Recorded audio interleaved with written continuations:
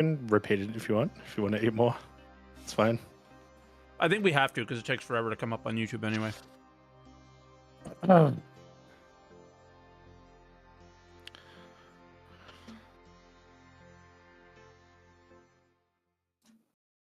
If you are out there and you want to call as well, get in the waiting room now. We've already got 2 in there.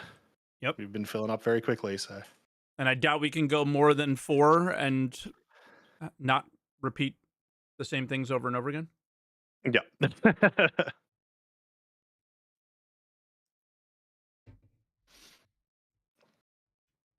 Yeah, YouTube's all pushed, so whenever we're ready. All right. Who's got the intro? I believe me. All right. I'll let you know. 20 seconds.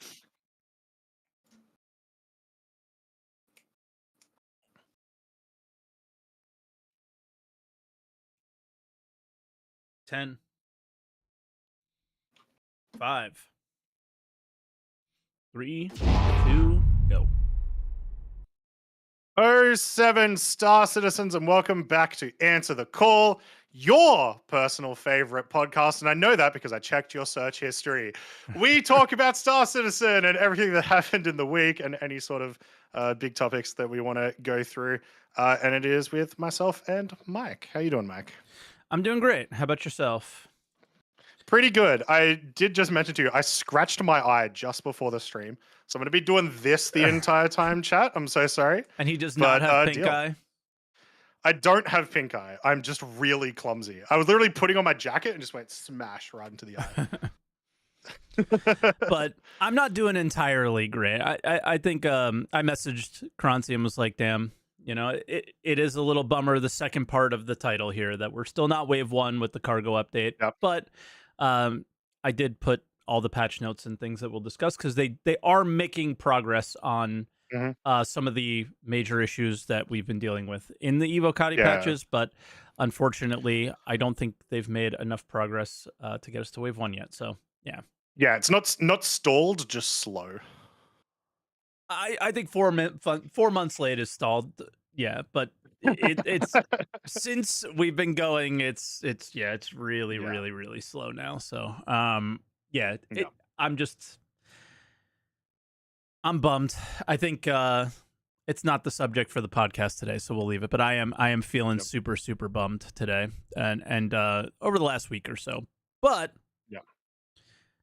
I think what we got for ISC, you were super hyped for this ISC. Yeah, I was like, I think it's just going to be visual. I think it may have exceeded your expectations and certainly exceeded mine. I think it was a really good episode.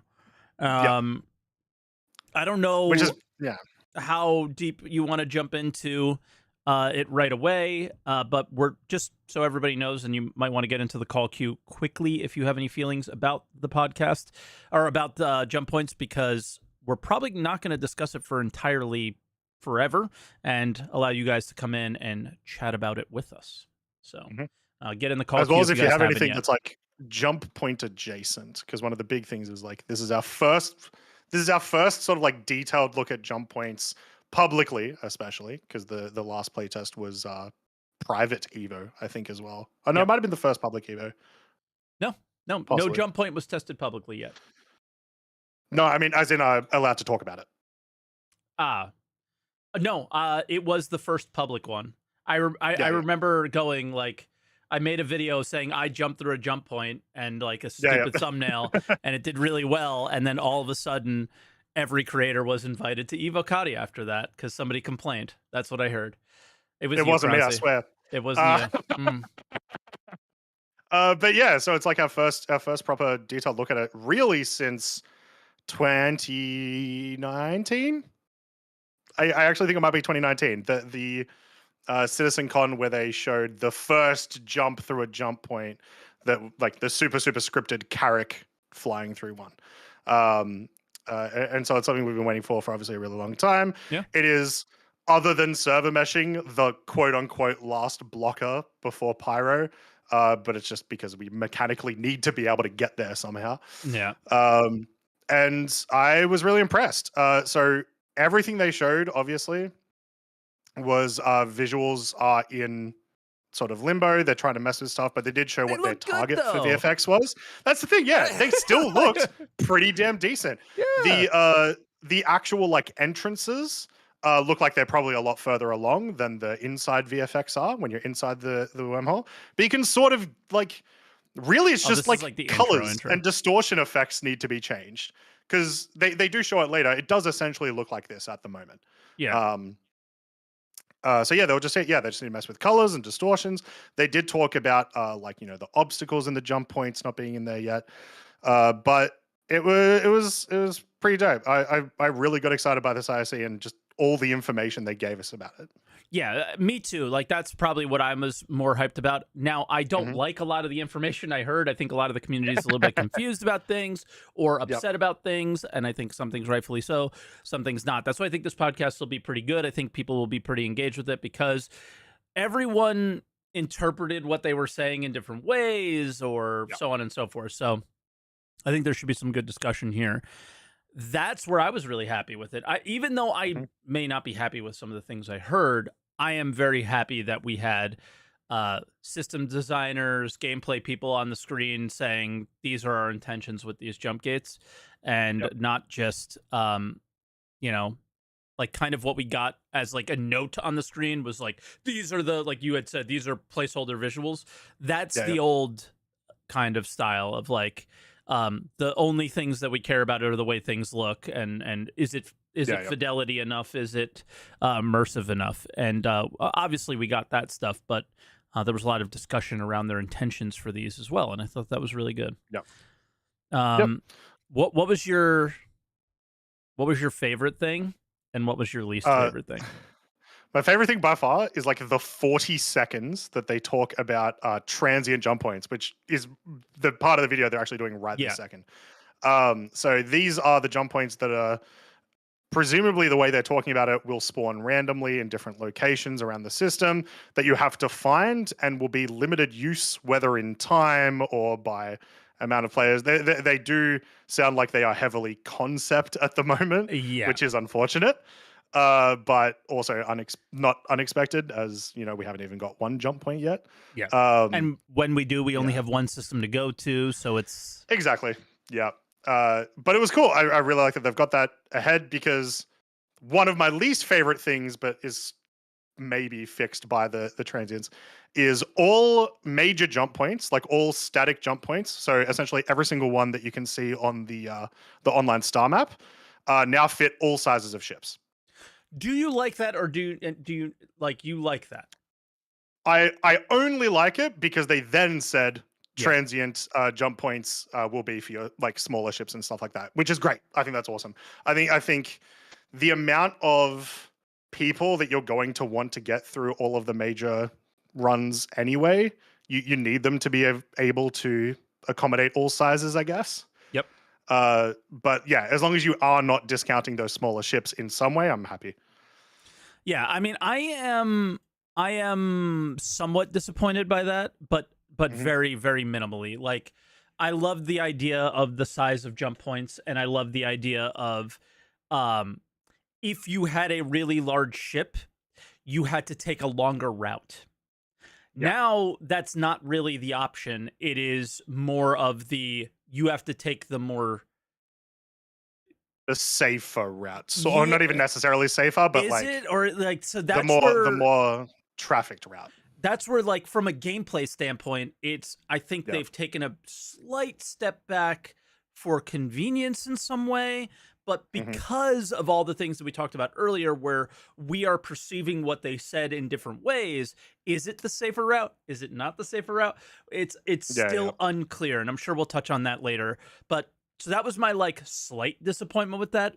But Hmm. my hyper excitement was similar to you with the transit ones being Hmm. all small, medium, and large, and not knowing where they're going. So that could be not knowing where they're going to Yeah. end up in Pyro, or not knowing where they're going to end up in like Terra. Like you might not know where you're Yeah. going, period, until you get there on the other side, and then you Yeah. can let I other will say people just know. the implication of their wording was that you will probably know the system it's going to, especially as the way that they said I it is hope that not. it's like a extra like entrance into the main tunnel is like the sentence that they said. But then within there, yeah, you will not know where you're going to end up. In the Maybe system. once you actually end up in the system. Well, what do you I think would like about? it to be what you said though. Okay, As yeah. long as there is some way to maybe you can scan it down a little bit better. Yep. Or if they last long, like as always, we'll use Eve as an example. If they last long enough, like wormholes in Eve, where they'll be up for at least 4 hours, so you can just do like a quick in out to check where it's going, but that maybe degrades it or whatever. Yeah, and like I don't. Eve's a good example for these because they do this exact mechanic. But the thing that I just love about it is, like you said, scanning down things like that. Is you heard the first example of what exploration gameplay will be, whereas exploration gameplay has been very vague for very many years, and it was very clear that even though it was never said, that this is something that they can apply to a ship like a Carrack, that they can apply to a ship even like the 315P to be able to find these things and stuff like that. So I find that to be very exciting, very cool from that standpoint, as well as you think of all the gameplay implications here: avoiding PvP, smuggling, exploration. There's just a lot of things that come into play that I find to be very cool when they decided to go the transient side of things. We'll keep talking about jump points for now, but we should also at some point, just because I'm seeing it now and I need to remember, is just the new UIs. We'll touch on the new UIs on a bunch of the ships soon because there's a lot of stuff there. The other thing with the jump points, so one of the big ones, and Mike, I was watching you watch a video just before that was sort of touching on some of these things, is like some of the concerns and whatnot about PvP and griefing and whatever else, right, that are going to happen around these locations. I have many concerns. Yeah. So they do explicitly talk about if someone tries to literally no, Croncy's gone. Okay. So I'll take over. They said if somebody is going to block, that they're going to get knocked out of the way, that they're going to deal with it in some way. They also said that they weren't sure how they wanted to deal with it towards the end of the video, but they're actively discussing it now. But if they're actively discussing it, they know they want to get rid of it, right? So there's that. It's just how punishing they want it to be. Do they want to call it griefing? Do they want to have an in-game solution for it, or what? Are you back? Maybe. Yes. Hello. Yes. Hello. I don't know what happened there. So you finished where it was. So they had when somebody is blocking, that's where it stopped. Yes. Yeah. So they explicitly talk about if someone is trying to physically block you from entering the jump point, just with the mechanics that they've got for it, their intention is to have a mechanic that literally pushes people out of the way. We see it happen in one of the videos. Don't know whether it's a staged version of it or whatnot, but I imagine exists. I experienced it. If you get too close and you don't have it is not your turn to jump, it launches you back. That was a thing in the original test. Cool. It existed. So it is real. Sweet. Yeah. But people will find the point at which you don't get pushed back, but you could still block. So they're still trying to figure out how they want to deal with essentially griefing, because that's definitely griefing for sure. Like I can't think of a different way of saying it. If you're being an asshole at the gate, you're griefing. In terms of blocking it, if you're fighting at the gate, I wouldn't consider that griefing necessarily. But yeah, I think they're going to have to decide, depending on the system, if they want to like this is where you start instituting, like how far do we want PvP to be in certain locations at these choke points? Because these are the most obvious choke points in the entire game, right? Yeah. Like there's other ones around stations, around cities, whatever, but these are literally people theoretically should be traveling through these at all times. Yes. So they obviously have the capability of just putting turrets and whatever else there. You can try the crime stat route. For the game as it stands right now, which 4.0 isn't going to affect the game in that aspect really at all, that probably won't be enough to prevent just tons of feel bad moments. Yeah. and just for the system to be abused. So they may have to institute something else. I wouldn't be surprised if we end up getting temporary armistice zones just around the jump points themselves. But I don't want it to be that way. But No. that's how I see it going. Yeah, if your AI can't solve problems, then they might have to go that route like they have at outposts and things like that, right? It's very, very, very unfortunate, and none of us want that. But on the initial launch, what can you do? I do want to point out something that you just said is how they want to deal with it on either side of the system. They are showing a lot here of things that I've already experienced, and the this is what the Stanton side looks like, right? And a lot of people have experienced this if you've played any of the previous tech previews that were open and just spawned on the Pyro side. This is more what the Pyro side looks like. So in the idea, like, that is like a busted up, that is not a station. So what's kind of near you at the jump point is nothing. It's a lot more open and a lot more free in a location like this, where it's a lot more built up and infrastructure around the Stanton one. So the idea of Stanton probably being pretty well defended versus Pyro being pretty open and free, I think kind of reiterates your point as that they might be choosing different styles on either sides, not just visually, right? But also defensive. I guess, did you say you said your favorite? Did you say your biggest concern? I just said that, like, I was a little concerned with the size changes, but like that's probably easily alleviated. Yeah. Because otherwise, I'm pretty keen on it. The queuing system feels like a necessity. Like, you know what I mean? I don't know how. That is my biggest concern. Yeah. Do you want me to like just start going in on this? Yeah, there are so many, and I'm going to leave this freeze frame on Ed here because he's the one who said it. And I just want to know what was in his head. Because I don't think what came out of his mouth is necessarily what we are getting. I think it was just, it was hard to interpret exactly what to expect. And I'm going to try to get the video to sort of where we're looking at it. But the grouping idea in a game where you have organizations that have no cap to how many people can be in an org, no cap to how many people can be in a party, is very weird. Especially when we do believe that these gates will be able to be camped. And a lot of people are saying that that's not true.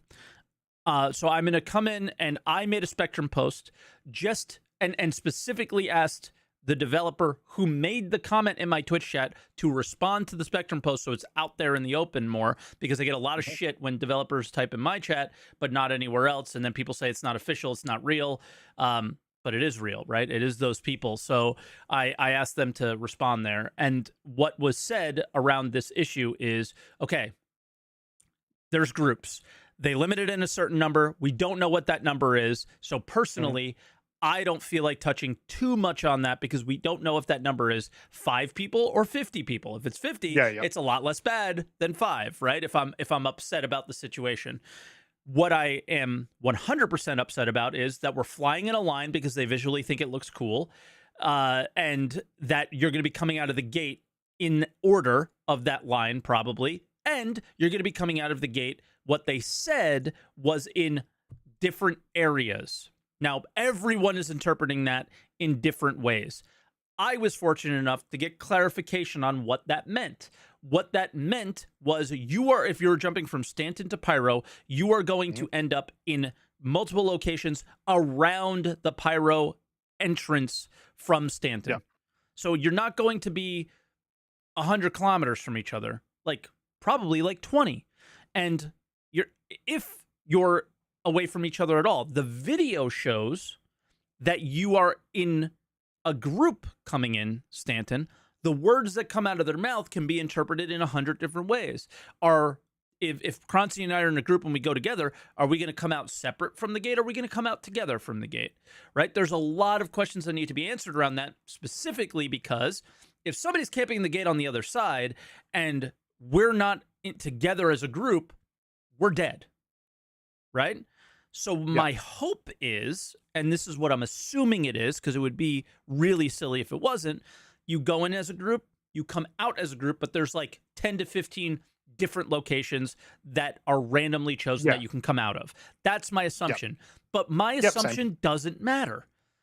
They need to clarify it and let you know, because if everybody's interpreting it in different ways, everyone's confused, time for a yellow spectrum post. That's all. Just clear it up and we're fine.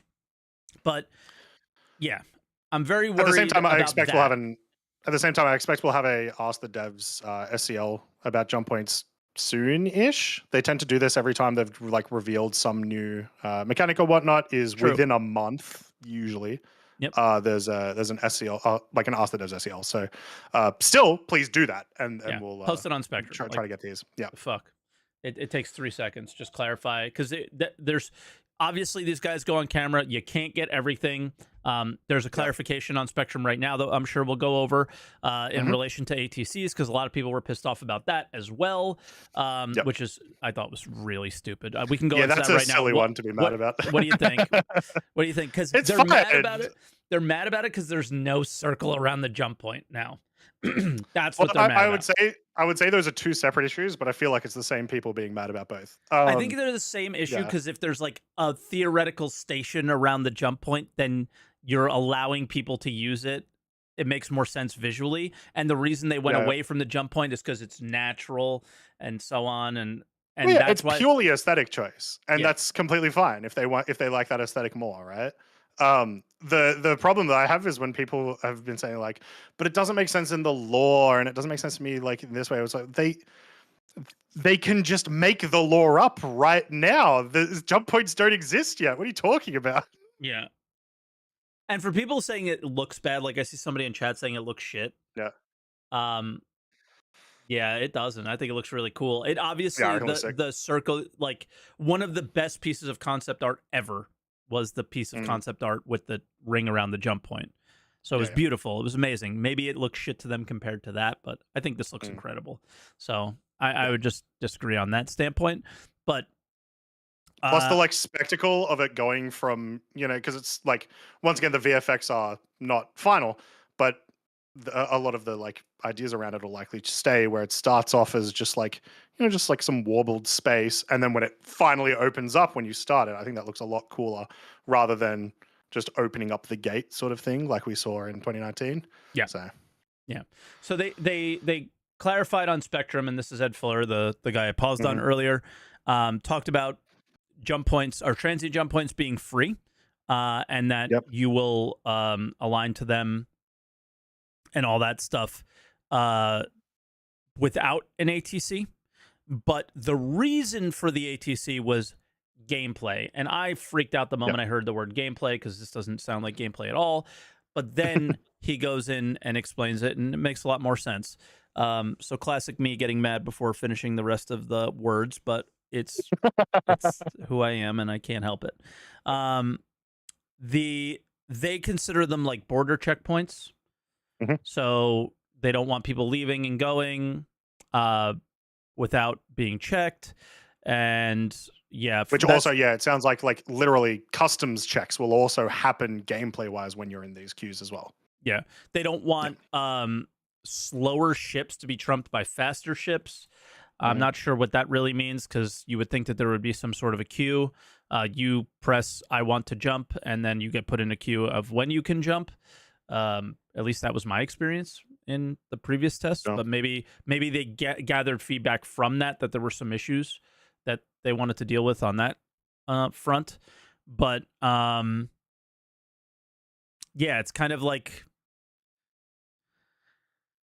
I think that's all they really care about from that sense of the word. But they didn't say it was a technical issue. I still don't understand the idea of the technical limit to the group yet. I want to hear more.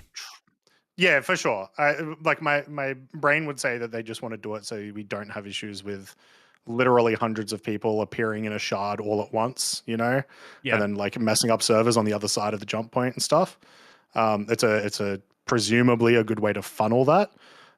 You could argue that it is not whether it's good or bad is up to the individual player, but that it is a gameplay thing of like, you also just don't want a situation where, like, let's say you've got a war or a battle, whatever, happening between two systems. You don't want one side to just completely swarm over to the other. You want there to be like a little bit of grind through the jump point or something like that. That could be a thing that they want. Yeah, but look at it from the other perspective. Is if you're the Pyro gang and I'm the Stanton gang. Yep.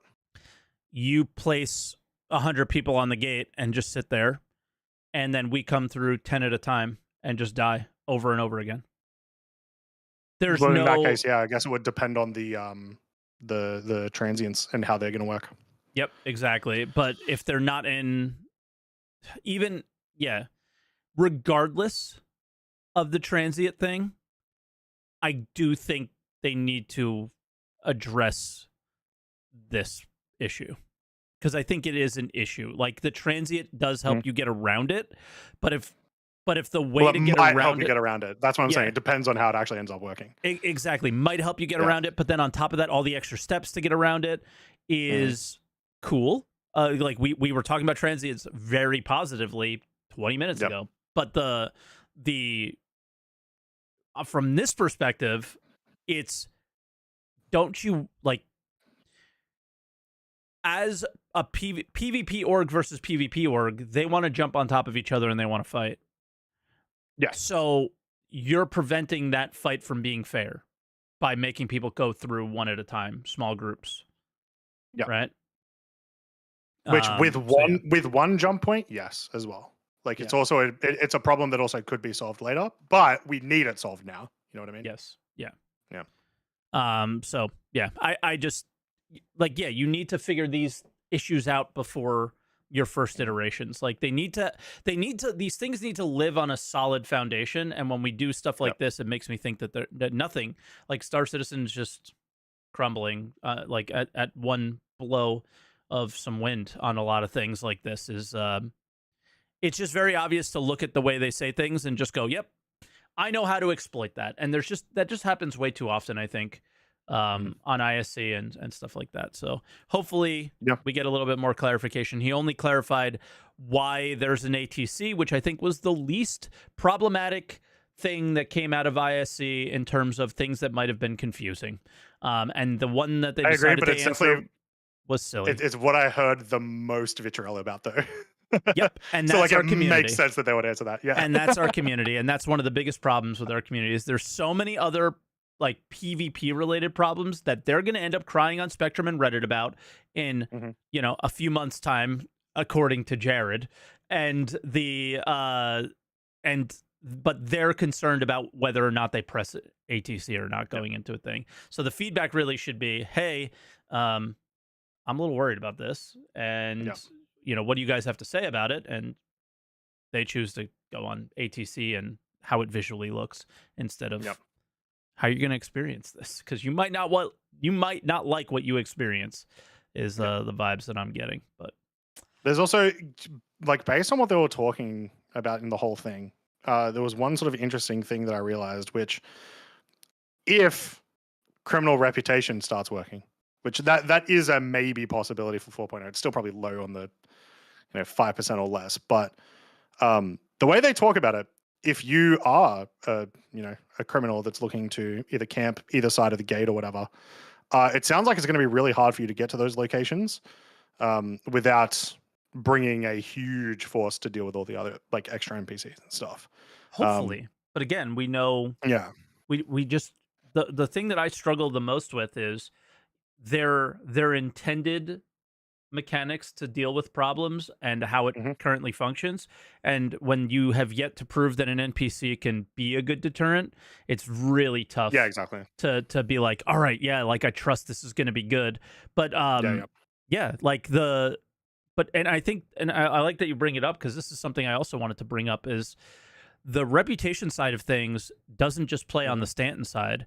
Like, my really copium take around the Pyro jump point is, hopefully there is a constant power struggle between all these gangs inside Pyro for the stations, for the jump point, and like, maybe players are doing missions and pushing the influence of certain gangs in certain directions, and choosing sides and stuff like that. Like pyro gameplay could be unique and very different Hmm. from what we see in Stanton, and I think that'd be really cool.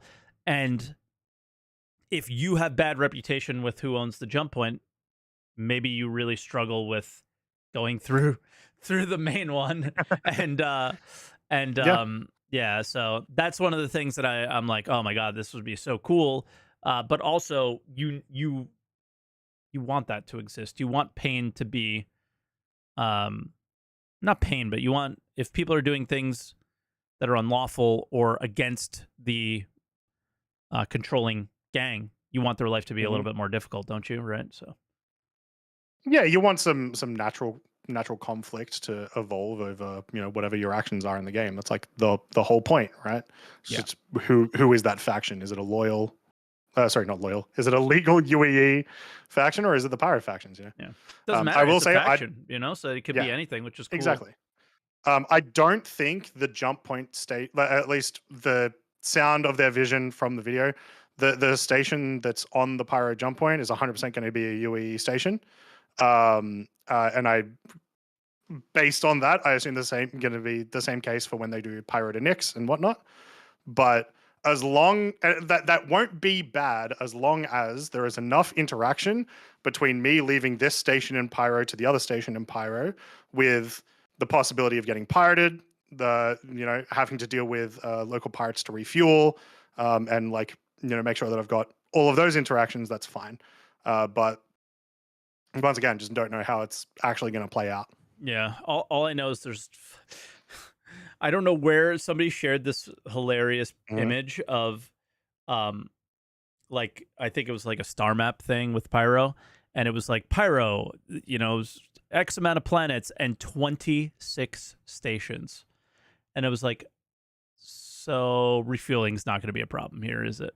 But maybe with With reputation. the distance it is, it still probably will. I mean, how many have we got in Stanton? We've got quite a lot in Stanton as well. Yeah, but the distance So isn't that, it's exactly. Yeah. not much bigger in Pyro, so it's not. Yeah.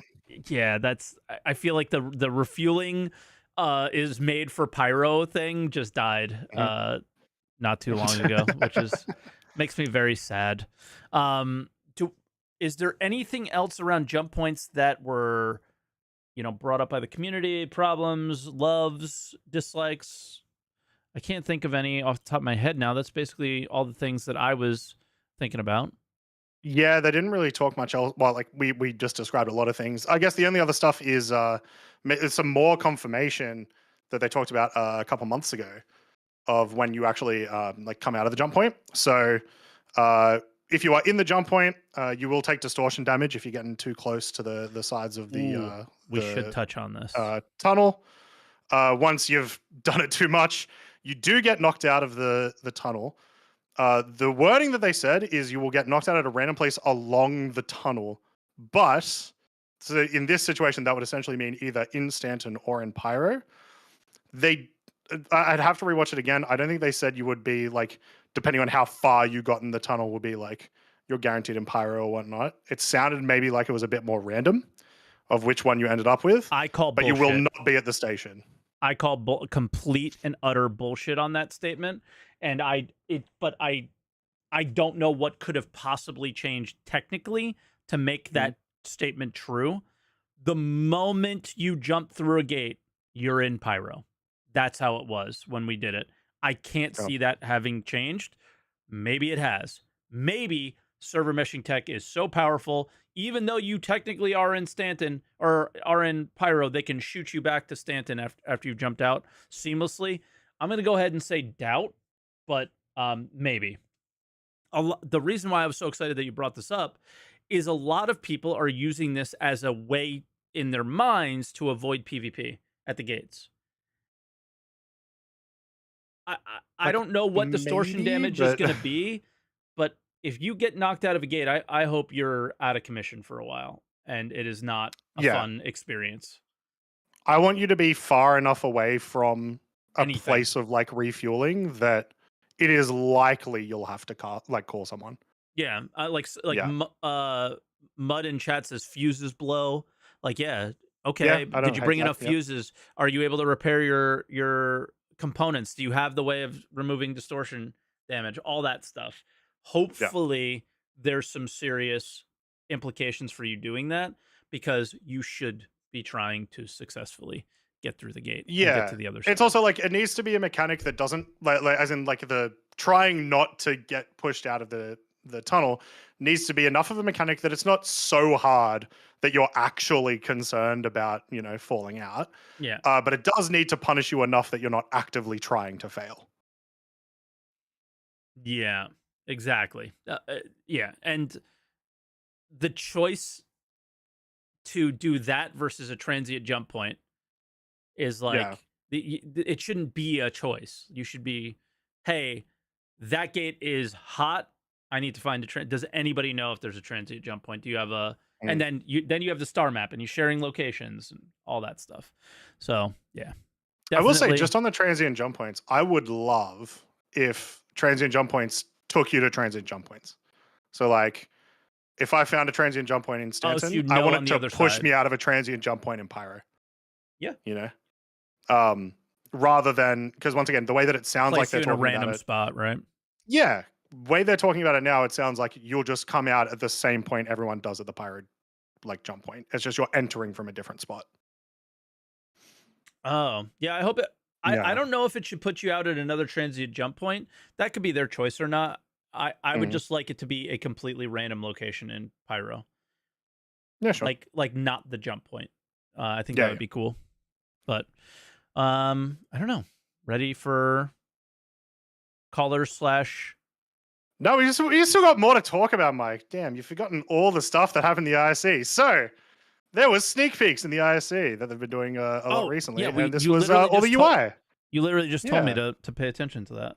Duh. yeah. So a bunch of You're new ship UIs. I think we see the C1, we see the Corsair.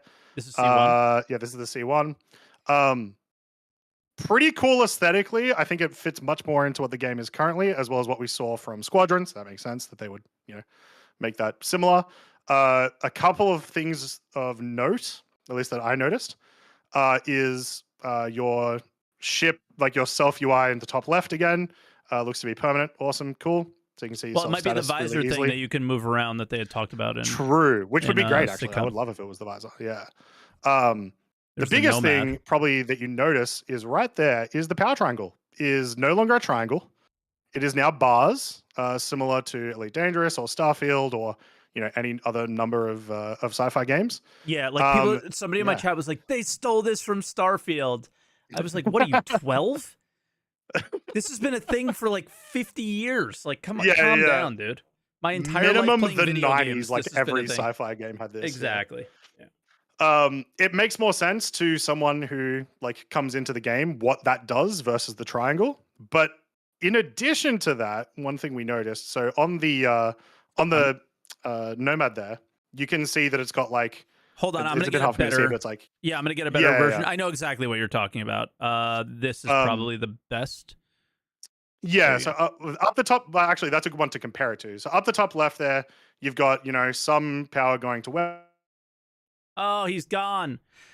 So I'm not exactly sure where he's going now that he says some power to weapons, some power to engines, and some power to shields. But the thing that I was, if he doesn't point it out, the thing that I was really keen on to use his Australian lingo. Back again. There you go. You're back. I don't Okay, know what so the hell's going on. It's turning off for like 20 seconds at a time. it's internet, man. It's whatever. But the fact that you're coming back and it's clean and it's not it's a smooth experience. So welcome back. Yeah. He came through a jump point, guys. That's what it is. He's That's how good it is, guys. He's jumping. It's seamless. So it died when you said they're putting power to weapons.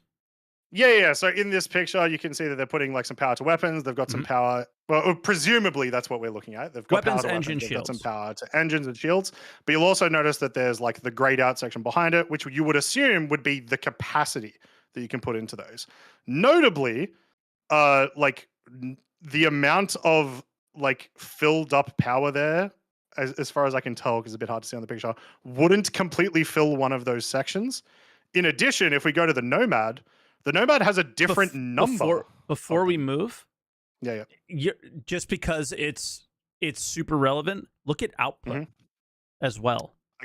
I cannot see output. Oh, okay, 7 of 22. 7 of 22. So then when we move, look at the output of the Nomad or whatever ship we end up at. I'm going to try to get the Nomad. It's for whatever reason the Nomad it never lines up on it. Yeah. The Nomad says 5 out of 14. Yeah. I don't know where the number 5 comes from on the Nomad in particular, but the numbers have made sense on the UIs in terms of the left number. The right number is hard to determine, but I think these are power plant capacities, and each power plant's a little bit different. And I think it's starting to make choice matter a lot more. And so you're looking a lot at the ding, ding, ding bars, and I'm looking so much at that little box that says output. And I'm so interested in that. Obviously, this is an incredibly small image. I will bounce around and look for like the Corsair or something like that. Here we go. Well, the output was what I was, because you can see it's different here as well. The output was what I was trying to talk about. The grayed out bars at the back are also different. That is presumably the output, right? That is the maximum output that you can have. Yes. So I think the grayed out bars are ship dependent, but the number, which is kind of cool, is power plant dependent. So the power plant that's currently in this ship can have 18 bars, but this ship only has 12 and 4 is 16. Right? So you choose a power plant that fits in the ship that you're trying to use. Now, yes, we had power plant sizes, but now sizes may differentiate here a little bit. I don't know. It's total theory crafting, but it is some food for thought looking at a static image that, it's cool. Some changes are coming is what it's telling me. Yeah. Which I like. I like the idea of messing around more with like this is your active changing of your ship. Like this is your active engineering, if you will. Which I always liked ever since they brought in the power triangle, right? So yeah, it's pretty sick. And then just the rest of the UI looks neat. It looks uniform with the aesthetics for everything that they're doing at the moment. So sure, I do want to see the radar working to get a bit more of a perspective of what that looks like. But I mean, this was not the UI episode. This was just sneak peek stuff. The only other thing I'll say is it's a lot of the same UI we had outside of the power triangle change, but legible. Like every MFD is really easy to read, and I think they did a fairly good job of that. I think the Corsair UI is the example of putting the cart before the horse, as they've done so often. Why do I need head tracking to see the bottom UI, right? What if that's really important and I want that? So that's one of the things that really still bothers me about the MFDs, is that they didn't change where, just put a couple above.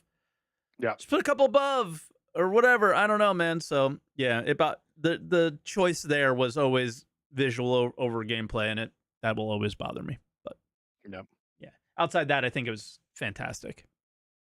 Even this. So that was pretty much it for ISE. Is that the coupled and the ESPN stuff? Yeah, it's just just floating. I don't think it's part of the visor. Not blue. True. But it is orange, and if you've flown enough Argo, the orange UI can be pain as well. So but it wasn't the entire ISC. Jared did the little thing at the end, like all the developers. 500th episode, I think, something like that. They went back and looked at the numbers, and then every dev that was on every episode. These aren't all the devs that work at the company. This was every dev that appeared on an episode, and just seeing names. Just a appreciation token thing. It was funny. Names. Apparently, some people got missed. I saw on Twitter, and Jared was very mad that all of his effort had missed a few people. But with the amount of people there are, it's bound to happen. Yeah. And it just I'm looking back at all my 12 years of following this and the people that have come and gone on this list and people that I've interacted with, and it was actually a really nice thing to look at. So it was cool. All right. I was quickly going to touch on the Evo patch notes just to let people know what happened this week. The feature sections were very small in most of them. So this one was, they tried to make docking more robust, and I don't know how it went. I don't know about you. I am burnt. I am burnt to a crisp, and I have been doing much less Evo testing, and I honestly didn't do much this week because I am toasted. It's especially been hard just because it's like the one thing that you're trying to test. Well, the multiple things that you're trying to test are just so broken, and it's demoralizing, I guess, trying to do that over and over again. Yeah. This in particular, docking, because I know a lot of people have been asking about it, especially with Hull C in regards to like moving cargo and all that, like doing the cargo missions. I just don't have a Hull C, so it's just like I would have loved to try to get to test that, but I just don't have one. So they used to like have Evo accounts that you got a lot more ships on your account than you have on your main, and they just went away from that for some reason. The next probably because there's enough people with every ship now. Yeah, sadly. It's when they invited all the big content creators or whatever that have all creators. Of them. This is another one that I'm not sure what happened, and I've asked around. I don't know if adjusted mission tag cargo went up or went down. So this is if you decided to steal the cargo, or you found lost cargo, or the mission failed and you have this cargo and you want to do something with it. How much it will sell for, I don't know if what it was previously went up or down, but this is just generally their game balance with that system and trying to not have it ruin whatever economy that they are trying to make not ruined. And then the last one is probably the best and most relevant patch. They updated and bumped up many hauling mission rewards. Another thing I was unable to see because the next thing is right at the top line there for bug fixes. They fixed the reputation issue. So you now actually get reputation with these missions. That was a huge blocker for them probably going to wave 1. And you now start at the entry level mission, and you have to actually survive the instability of the patches to be able to gain any progress, and you can't. Therefore, how do you get to the end game of hauling to see what the payouts are? You can't. So exactly. We got to take their word for it on that one, sadly. And that was it. We had 3 Evo patches plus a test preview. I don't know if you did the test preview. I did not. No. And apparently there were some good things. It was essentially them trying new hardware to see if they can deal with. You guys know when like a lot of devs have been talking about it lately. Their things get stuck in a queue. Like I pressed a button and it doesn't happen for way too long. They were trying to resolve that issue with this. Apparently, some things were better, some things were the same, and we'll see. Hopefully, they got good data and they'll just move into it. But I am an avocado that got turned into guacamole this week. I just couldn't do it this week, man. It's been a month. It's been a month, and it's exhausting. It's been rough, and it's always super late. And the one patch that's good, they always drop it on a Thursday night. I play hockey on Thursday nights. Come on, man. And we lost 7-1. I should have just stayed home and tested. We lost 7-1, and I took a puck to the knee. Like, super hard. Damn. I couldn't walk the next day. And they would have won if you weren't there as well. I was only on the ice for 1 goal against. So I wish that was not true. But if another guy was not on the ice, we may have won. He was on the ice for 6 against. Ice drama. Yep. And then he came back the next day and said it wasn't his fault. And we were like, okay, bro. He was not allowed to play defense the next day. So, yeah. But tangent aside, I think we should probably go to, you want to go to our first question? Yeah, let's go to questions for the show. So if you want to be on the show, but you maybe don't want to call in or you don't have time to call in, you can go to our Discord, which I haven't posted on YouTube yet today. But you can go there. There's a little questions for the show section, and you can just pose whatever question you want, and we'll we'll have a talk about it. Tsukiyomi? I think I got it. Tsukiyomi said, do you guys think we'll ever get the opportunity to resell back to the dealership ships we purchased with Alpha UEC at a reduced or refunded rate?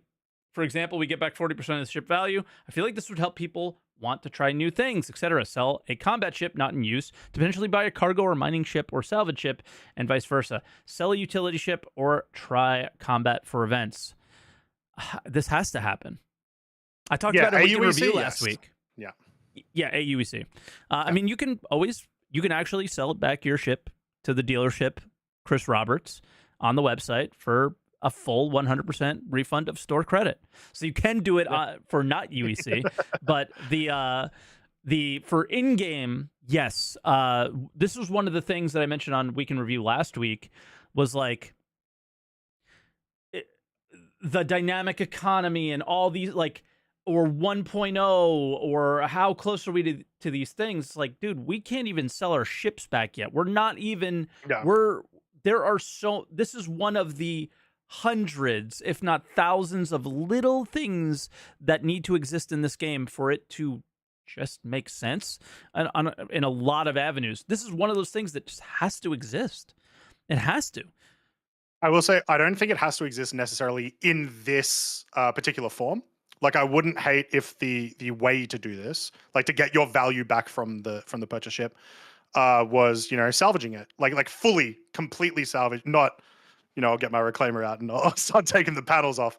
You know, I get 40% of the resources associated with the ship back, right? And then I can like use you that do it at a station, like it's kind of like you break it apart or something. Or like maybe the value I can get back is just by selling it to other players. I would be okay with that as well. I don't think we have to sell it back to the dealership, just as long as we can sell it or we can scrap it fully, something like that. Yeah, it'll be especially more useful if you could sell it to players, because the value will retain most likely more than 40%, right? Yeah. So regardless, you need a way. And the thing that scares me is that when your ship is locked to your hangar account on the website, you need a way to remove that ship if you don't want it anymore. And it shouldn't be by selling it back for store credit on a website.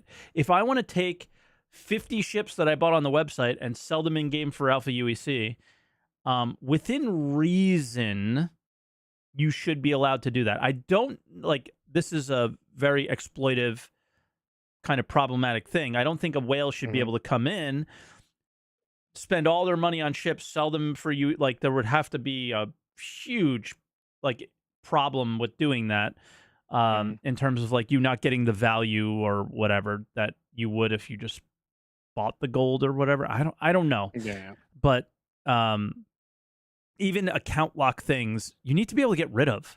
Like, there's a lot of people have a lot of shit that they don't want. Like, if you're subscribed, you don't get to choose necessarily what you get. If you're subscribed, when they give you something shitty that you don't want, you still get that shitty thing that you don't want. Like, there might be a paint for a ship that I'm never going to have. I want to get rid of that. So whether or not, like, you bring up a marketplace or something like that I could just sell to players, or just get rid of to a salvage yard or some shit, I don't know. You know, but it would be nice to have that as an option. Yeah, that's all I really have. Like even things like weapons and whatnot, the exact same thing should apply. I feel like there just needs to be a way to move it around. I will say specifically with like subscriber gear, I wouldn't be like, I've got a bunch of stuff I don't want, right? But I wouldn't hate if they literally just had a box that said like not claimed, and I can just leave it there and not have to deal with it until it's like, oh, hey, you know, I actually do want this thing. And you don't have to manage it or anything like that. It just stays away from me at all times. Yeah. That would be good. And I don't know. It just scares me how far away we are from so much. From all yep. Yeah, from so many things that, like, those are needs. Those aren't wants. Those are needs. Yeah. So yeah, it's a freaky thing. But Ready for callers?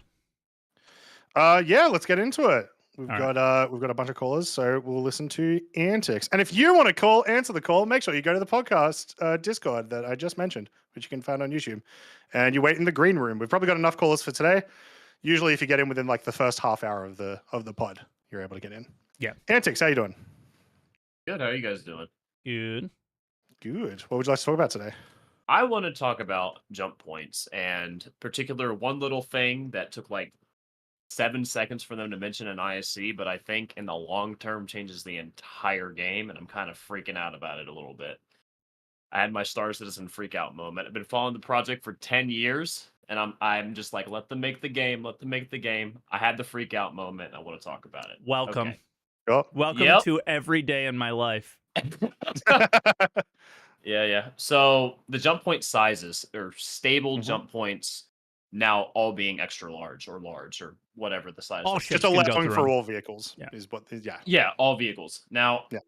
I don't know. I'm not sure if this is a temporary thing because obviously until we have 5, 10 systems, you need to let people be able to traverse to different locations. Yeah.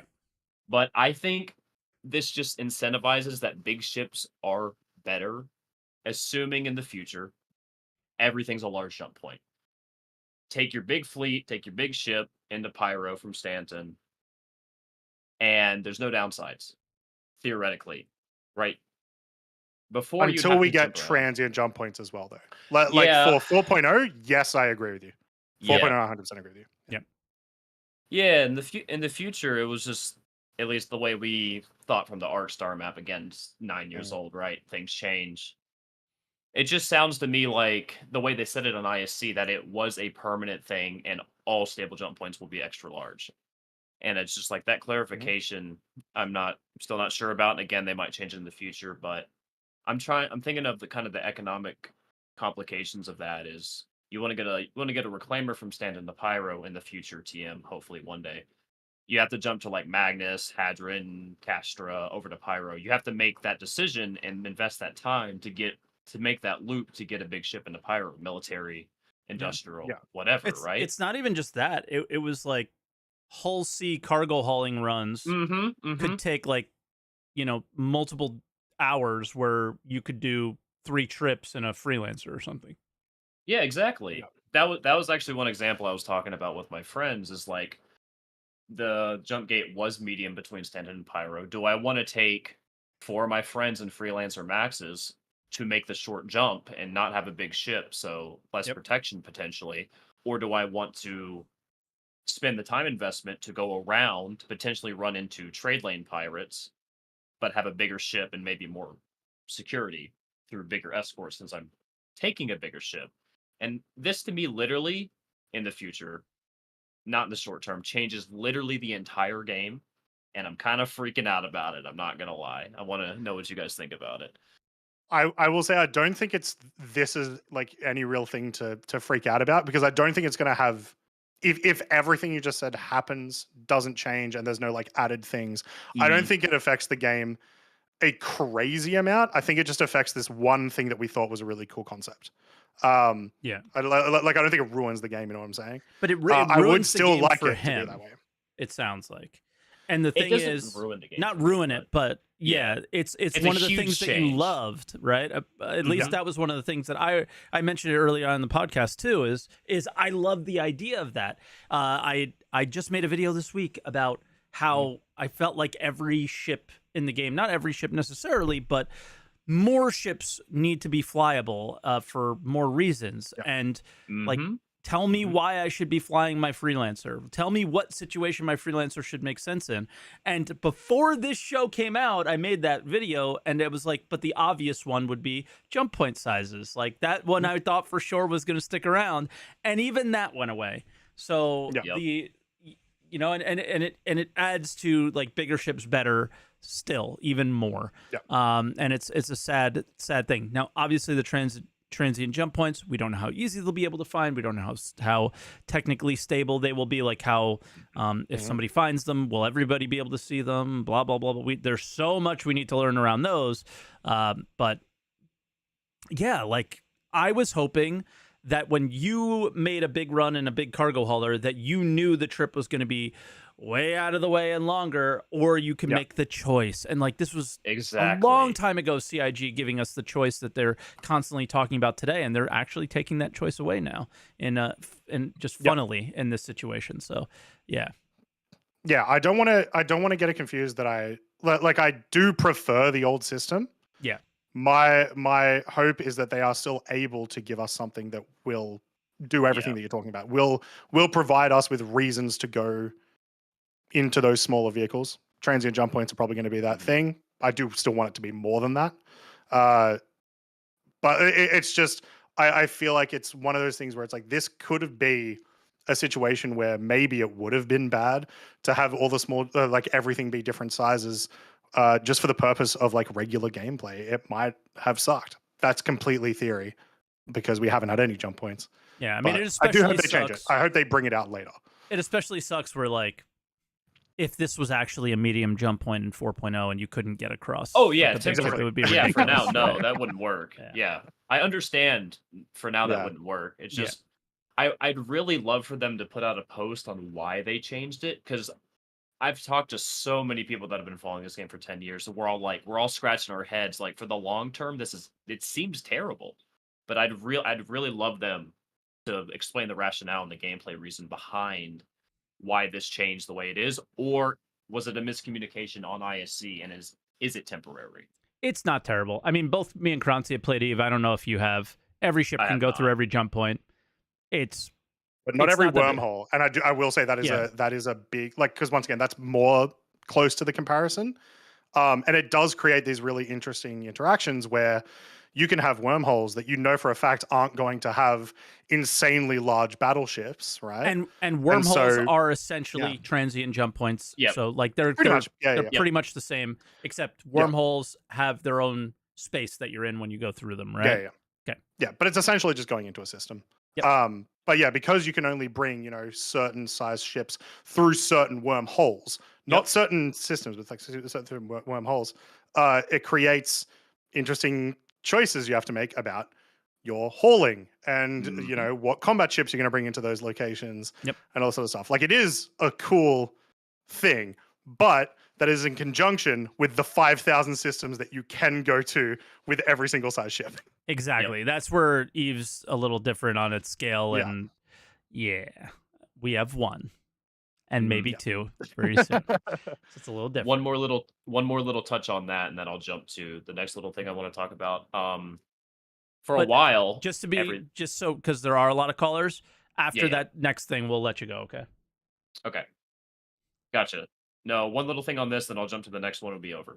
So, for a while, the Retaliator was the scariest thing that could go through a medium jump gate, and again, goes back to logistics and planning. Same thing with the hauling career. Same thing with the Hull C. Same thing with the Retaliator. Same thing with like an Idris, right? The choice. All right, next thing I want to talk about real quick is the power plant points. It looks like. Yep, I'll try to pause on one of them. I'm very happy the triangle's going. At least we can assume it's going by the UI, right? Yeah.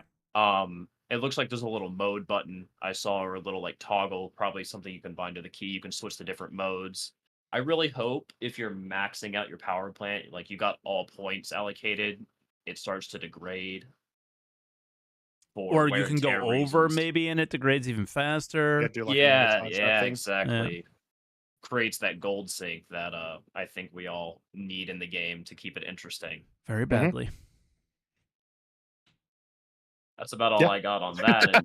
Unless you guys have anything else on that specifically. It's so out there. Yeah, it's just a better idea, but it's also, we don't know anything really. Yeah, we're so just completely speculating on what any of this means.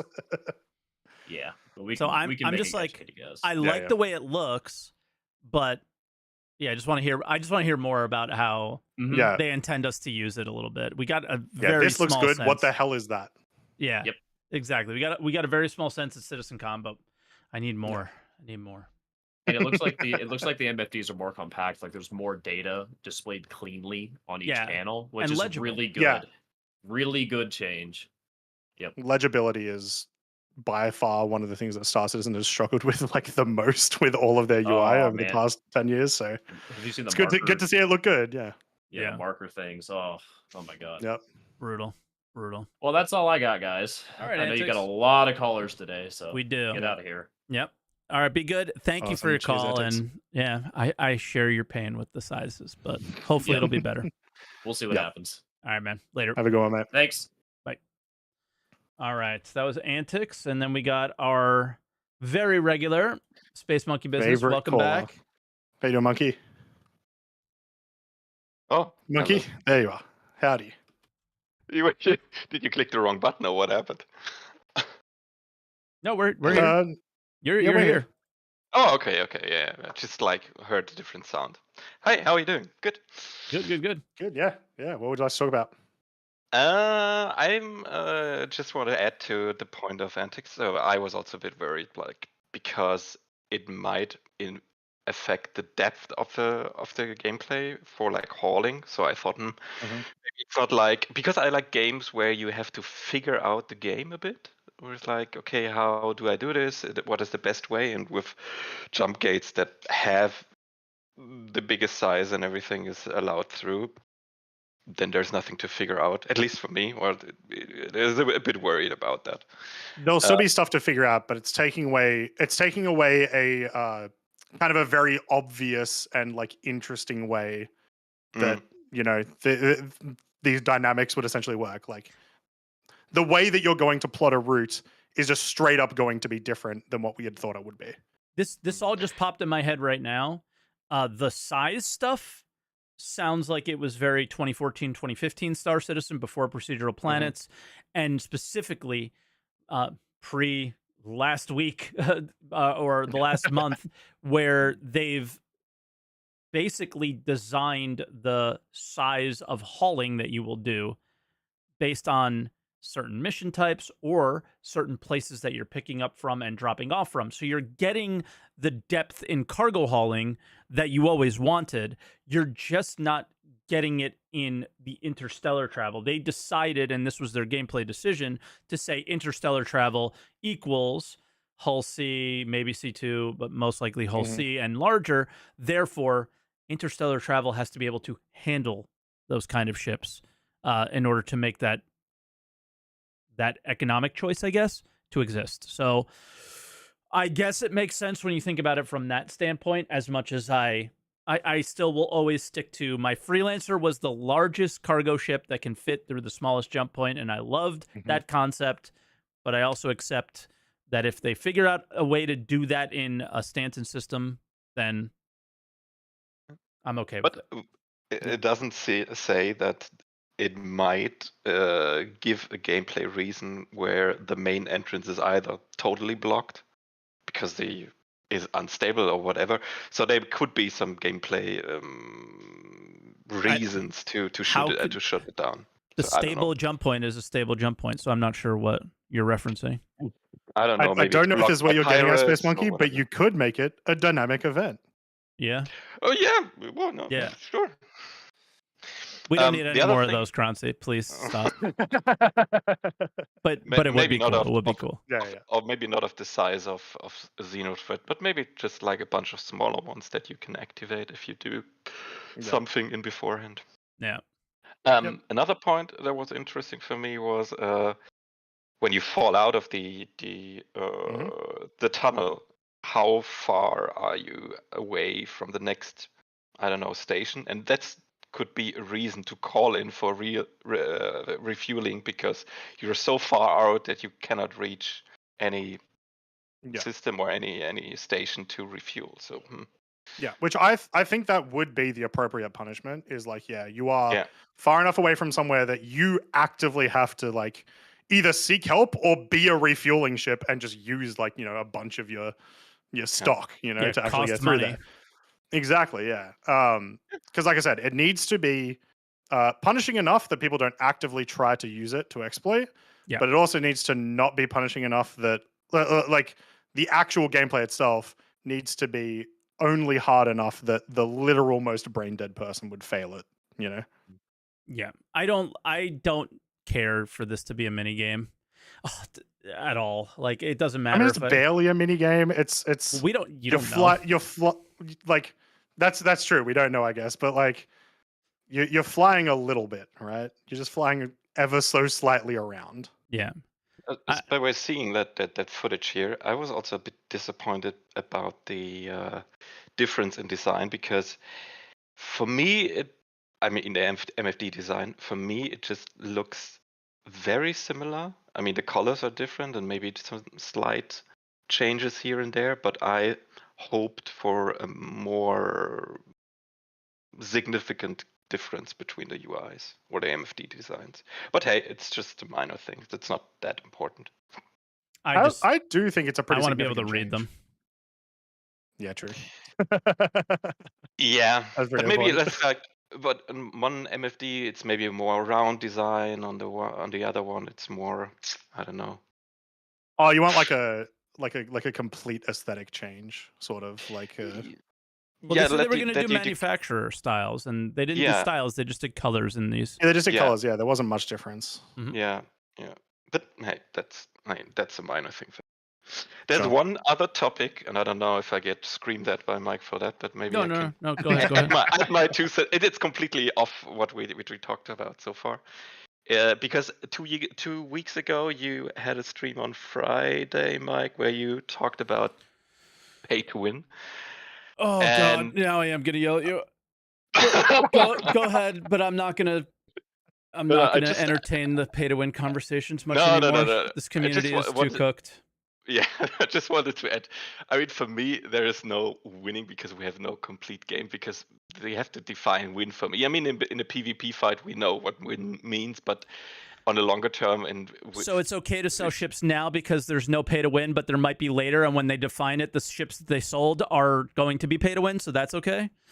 No, that's okay. That's the point I want to come to because what we always discuss about is exactly that point. But what we never discuss about is a possibility to not get rid of it, but maybe find a way to deal with it in a proper way. So I don't know if you ever thought about what could they implement to make that less important that you have big ships, or even he doesn't watch my videos completely. Okay, tell me. I watch a lot of your videos, but maybe I've missed exactly that one. I was just going to shout at you crafting. Crafting is the way that you skirt around this, and you skirt around the pay to win answer. But I don't super trust CIG to do it in a way that it will skirt around it. So I posted a video titled, like, it was a shitty title and a shitty thumbnail, but I couldn't think of a better way to do it. Like, Star Citizen could be better. Yeah. And it was my way of answering the pay to win problem, but I never mentioned pay to win until the very end because I didn't want to get people to be stuck on it. Because it's not just a pay to win problem. It is the problem around ships that is like, there are 4 ships that you fly in Star Citizen right now or you would recommend people fly. You can fly other ships because you think they're fun, but the Hull C is the best, or excuse me, the C2 is the best cargo hauler. Hull C had its issues with bugs and stuff, so you wouldn't recommend that necessarily. And they had specific runs that you wouldn't make as much money, so they actually balanced that one. C2, best cargo hauler. Mole, best miner. Reclaimer, best salvager, no questions. You can solo both of those ships, and you could solo all those ships and do it fine. And if you were flying anything other than a Hornet Mark II, you're putting yourself at a disadvantage. End of story. There's literally 4 ships to fly. That's it. Obviously, there are many other ships. So my argument was these metas are way too big. Of like, this ship is the best. The bigger the shield, the better. The bigger the quantum drive, the faster it goes. The bigger the guns, the bigger they hit. And I was just saying, like, Eve does this really fun thing where they'll just be like, oh, this random ship over here, yeah, that gets a 10% bonus to ice mining. So then all of a sudden your prospector could be the meta ice miner, and the mole could be the meta rock miner, or whatever, right? Yeah. So then you start saying, oh, the small ship that isn't that expensive has its place in the world, and the person who paid to win isn't winning as much because they can't win at everything anymore. So that was my argument there. In addition, like in all of those examples as I well, call them mini it's metas. because they are, it's there's always because gonna they're be also metas. all. There's always going to be metas. The tier 0 metas are always the problem with any game, and that's what we have in Starset is we have tier 0 metas where there is one choice. There is not a second choice that is only 2% worse. It is just there's one choice. No, it's not even like if it's 2% worse, it's still worse.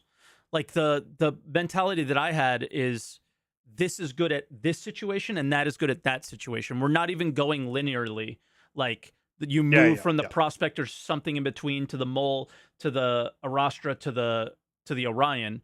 You use the Orion for this, you use the mole for that, you use the prospector for this, and then you're not selling or melting your prospector to get a mole. You're keeping your prospector, you're keeping your mole, you're keeping your Orion because they're all different situations that are all fun and they're all things that you would do, that you would want to do. That is the anti-pay to win. And like obviously somebody can have all of those ships and they're paying to win still, but I think it protects players at the lower levels so much more, and it just makes the game more fun. You see more ships flying around, and you have a lot more fun. But is it not more of a meta discussion? Because I mean, no matter if you buy or them for real money or if you earn them in game, if you get those ships, you are in the meta, and then this is the issue. Yeah, but the problem is you can buy those ships. So the problem is you can buy into the meta. That's what makes it pay to win. And here's my last point to that. Because what if, I mean, that's just copy and like always an idea. What if you open up a different progression path that is not affected by the ships you have?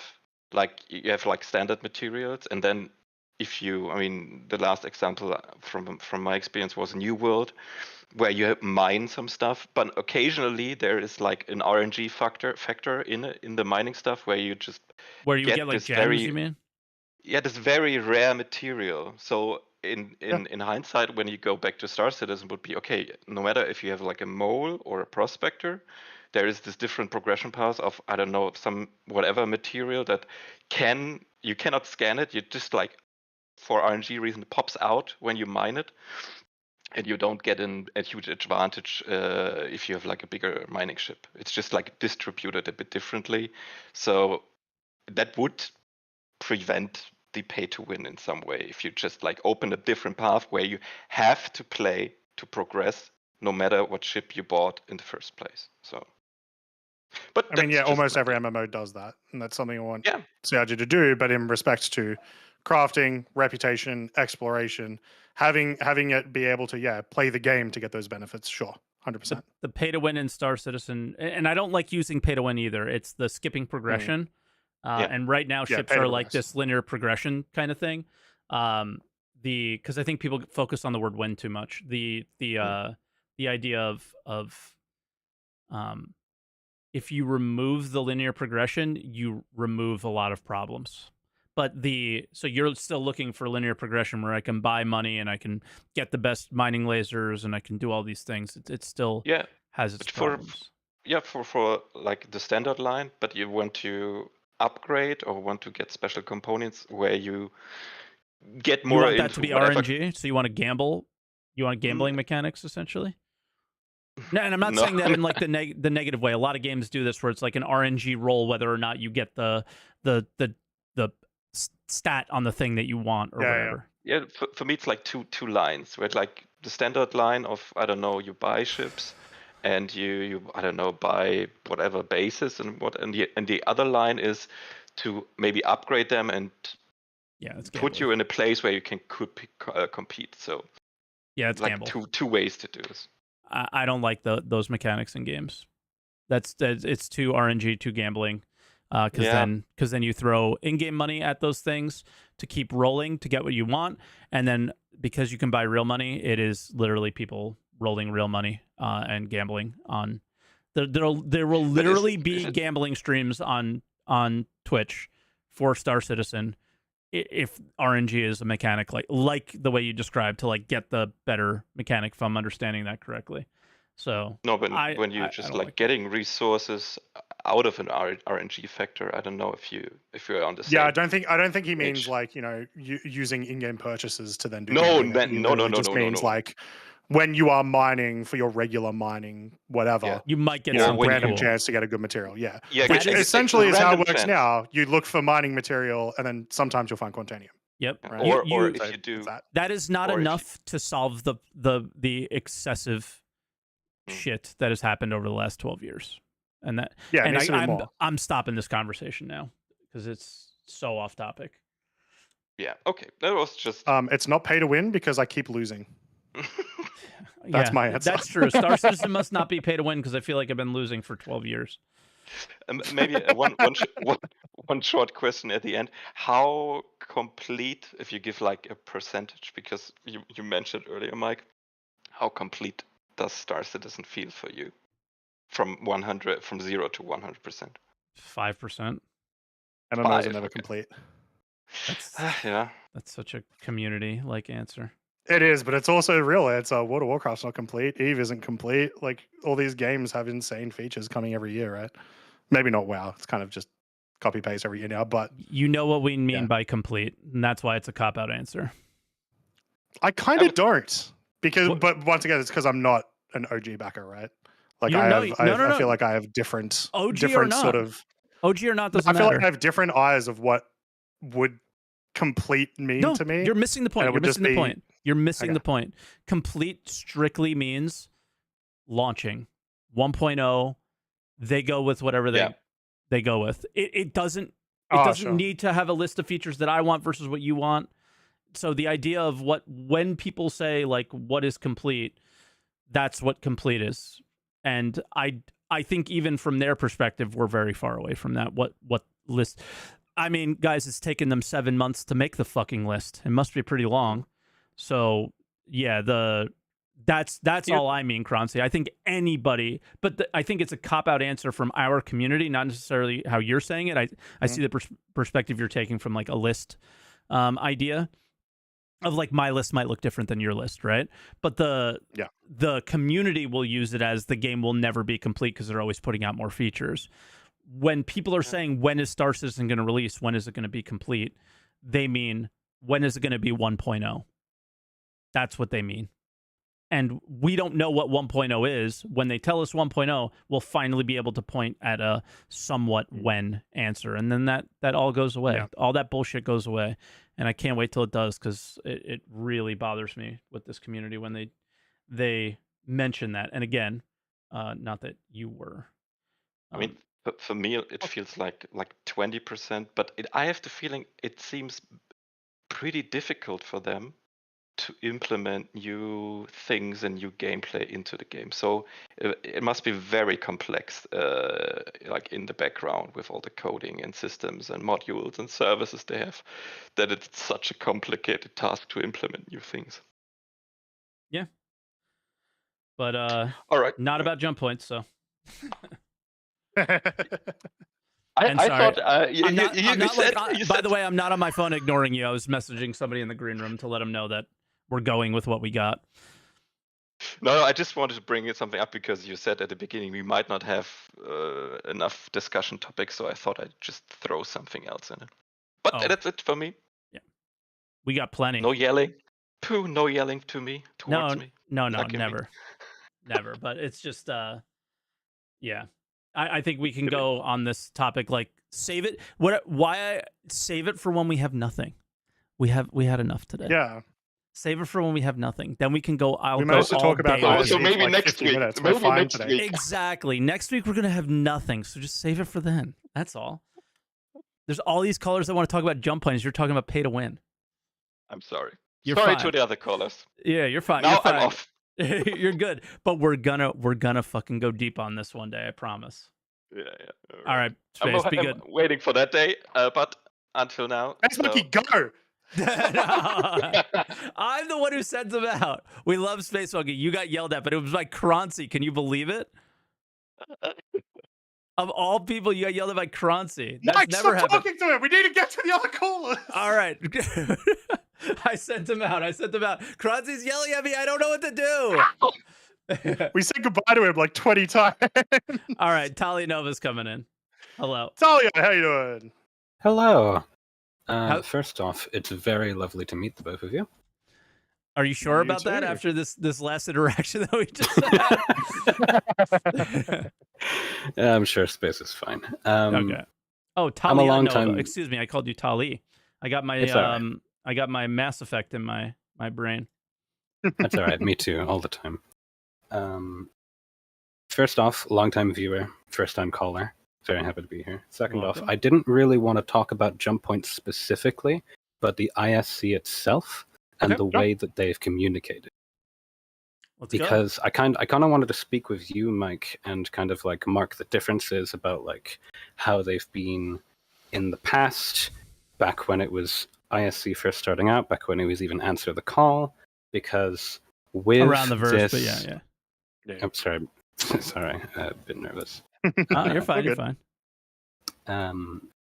Because I looked at this ISC, the intro to jump points, and all I could think was, this is the first time that they've really sort of had a congruent vision communicated in a single video, because they had narrative designers, sound designers, game designers, VFX artists, all of this stuff in one video, all telling you the exact same message about the game that they want to make in a definitive setting. Does that make sense? Yes. They still managed to fail in the idea of we're still pretty confused at the end of it, but it was like Croncy said at the beginning, it was one of the better ISCs of the year for sure, and that's the reason why. And I kind of just think that ISC, obviously, Jared, content team, all separate from game dev, whatever, but it does kind of speak to this trajectory the game is going on, I think.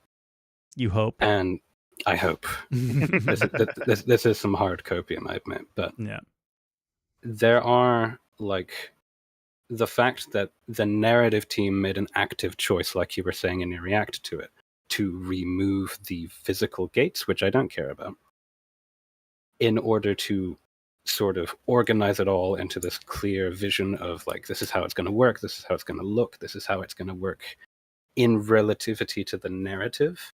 And the narrative informing the gameplay, I think, is very exciting, because it means that they're sort of like locking in. They're like really committing to things in a gameplay sense as well. I think it started with probably the idea of, hey, we want to do this transient jump point thing, and then you have to make sense of this is a stable wormhole, that's not. I still wonder the gate around, like, the gate could still exist with everything they said, but they just visually didn't like it, I guess, and they made that choice. It might have been a Chris Roberts choice. I mean, who knows? But like, it is 100% an aesthetics choice. Yeah. Well, and then maybe they felt like the transient jump points, they wanted to look a certain way, and these another. I don't know. Or particularly care. I care way more for when the gameplay designers on the shows and systems designers are talking. But like you said, I really appreciated that they had everybody sharing. Like the sound designer even was there, you know? Yeah, I think this latest season, if you want to break it up into seasons of ISC, has been like really, really refreshing, because there was that one where we were all Some days we get the pyro gun previews. Some days we get practically nothing. Yeah.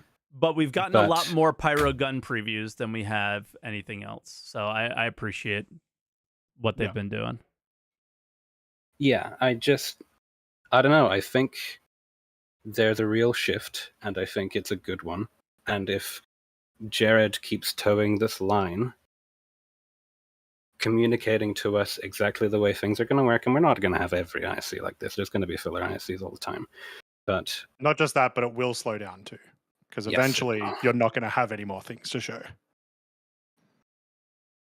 I'm just excited. That's it. And I wanted to ask you, Mike, how does this compare to way back in the past? Perhaps before even you were a content creator, because I'm relatively new. I started playing when Lorville had just released. No, I've always been since they've started doing videos like this. So it wouldn't be before I was a creator, but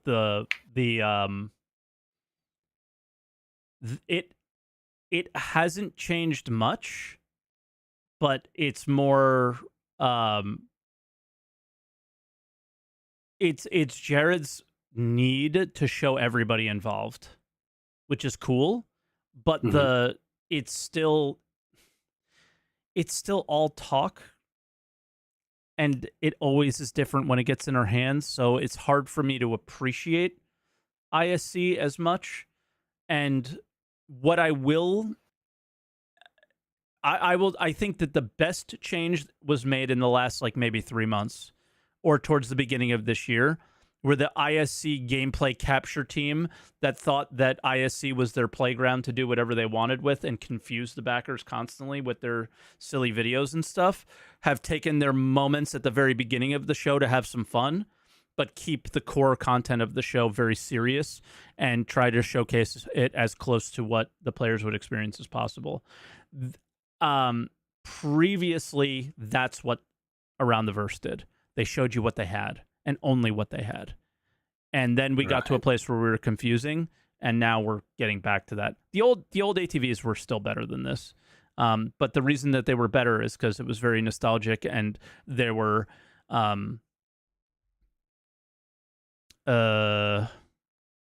theory crafting, and we all loved theory crafting. Nobody wants to theory craft anymore. They want to play the game. I was going to say, surely the conversations back then were like way more conceptual rather than it was like, so cool. Like here is what we are bringing out next patch, right? It was more fun.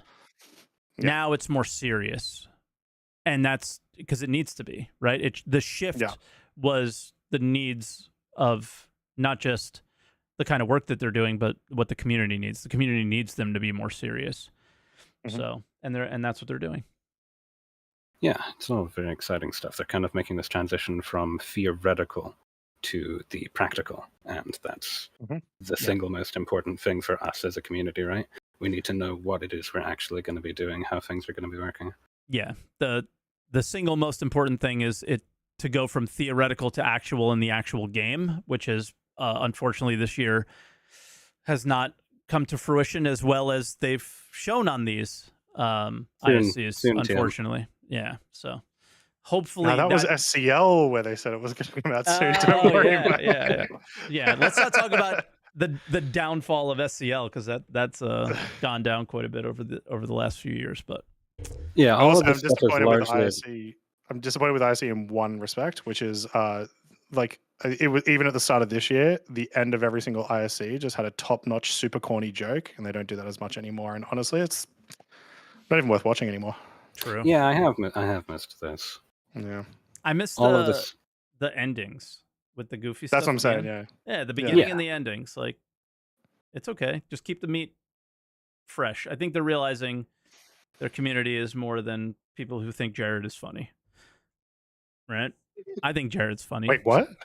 That's why I pledged. I think Jared's funny sometimes, but I also come to ISC for very serious stuff, and I want to know and ask serious questions and hear serious answers. Same with SEO. Yeah. So, is there a point in ISCs and SCLs where you think they mention you a little too much, Mike? I wish they would stop completely. I think it's so stupid. How many people watch that show have no clue who I am and are like, what are these people talking? Like, again, super serious SCL. Super serious question that I asked, and we took the moment to take a shot or make a joke of, and it was just like, no, this is stupid. Just stop. Like, you're not helping me by doing it. If anything, you're just making people more annoyed with me. It doesn't make any sense. So I don't know. I wish they would stop it completely. I don't need it. I'm happy. Yeah, I'm happy with people who find me organically. Yeah, it's an interesting line that they kind of got to thread, because they need to, on one hand, be in touch with their community and their content creators, because they need to keep you happy. But on the other hand, that's not how to do it, though. The chair punching is like, oof. Yeah, that was completely stupid. And then why is it me more than everyone else? So if your idea is to stay engaged with your community members, why has Croncy been maybe mentioned once? Why has Expat Brat never been mentioned? Why did we never hear Detox? Why is it me, Burks, and Space Tomato? Like you're Avenger. Yeah, an Avenger maybe like a few times. You know, it's like it's silly. So this is not the way to shout out your creators, I don't think. Yeah, Void Dude a little bit. But I don't know. It just I wouldn't care if they never mentioned me ever again for the rest of their lives. It's fine. I'd rather it that way because it's I can still be myself and feel like they're not watching me. I like saying what I want, not knowing that they're watching all the time or assuming that they're not. Yeah, that's all I had from the communication side of it. Mm-hmm. I do all right, think. And then real quick on whatever the next thing is, just because we're getting. Yeah. Getting long. So the next thing was jump points, quick point. I think that an interesting quirk of them rate limiting the jump points, as in they like send people in through batches, is on the economy side. Assuming that we get a, working economy, it would be interesting to see how this affects interstellar commerce, because it kind of shrinks the amount of supply in just a numbers basis, right? Like, I don't buy this. Maybe it's just a. You're like talking a matter of a minute or two, not. Well, years, it depends. days, like hours. how big are these intervals going to be? How many ships are going to go through at a single time? What's the space between them?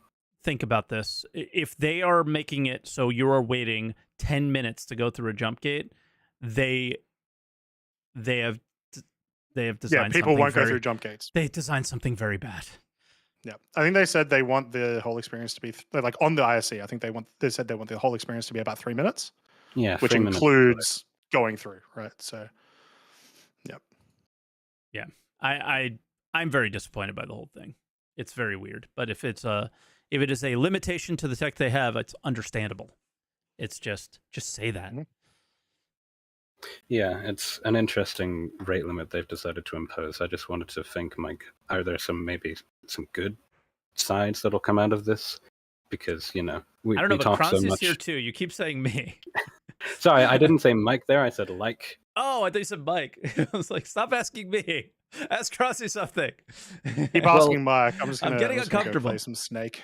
Well, Croncy here is the Hopium champion, so I'm hoping that you also agree with me that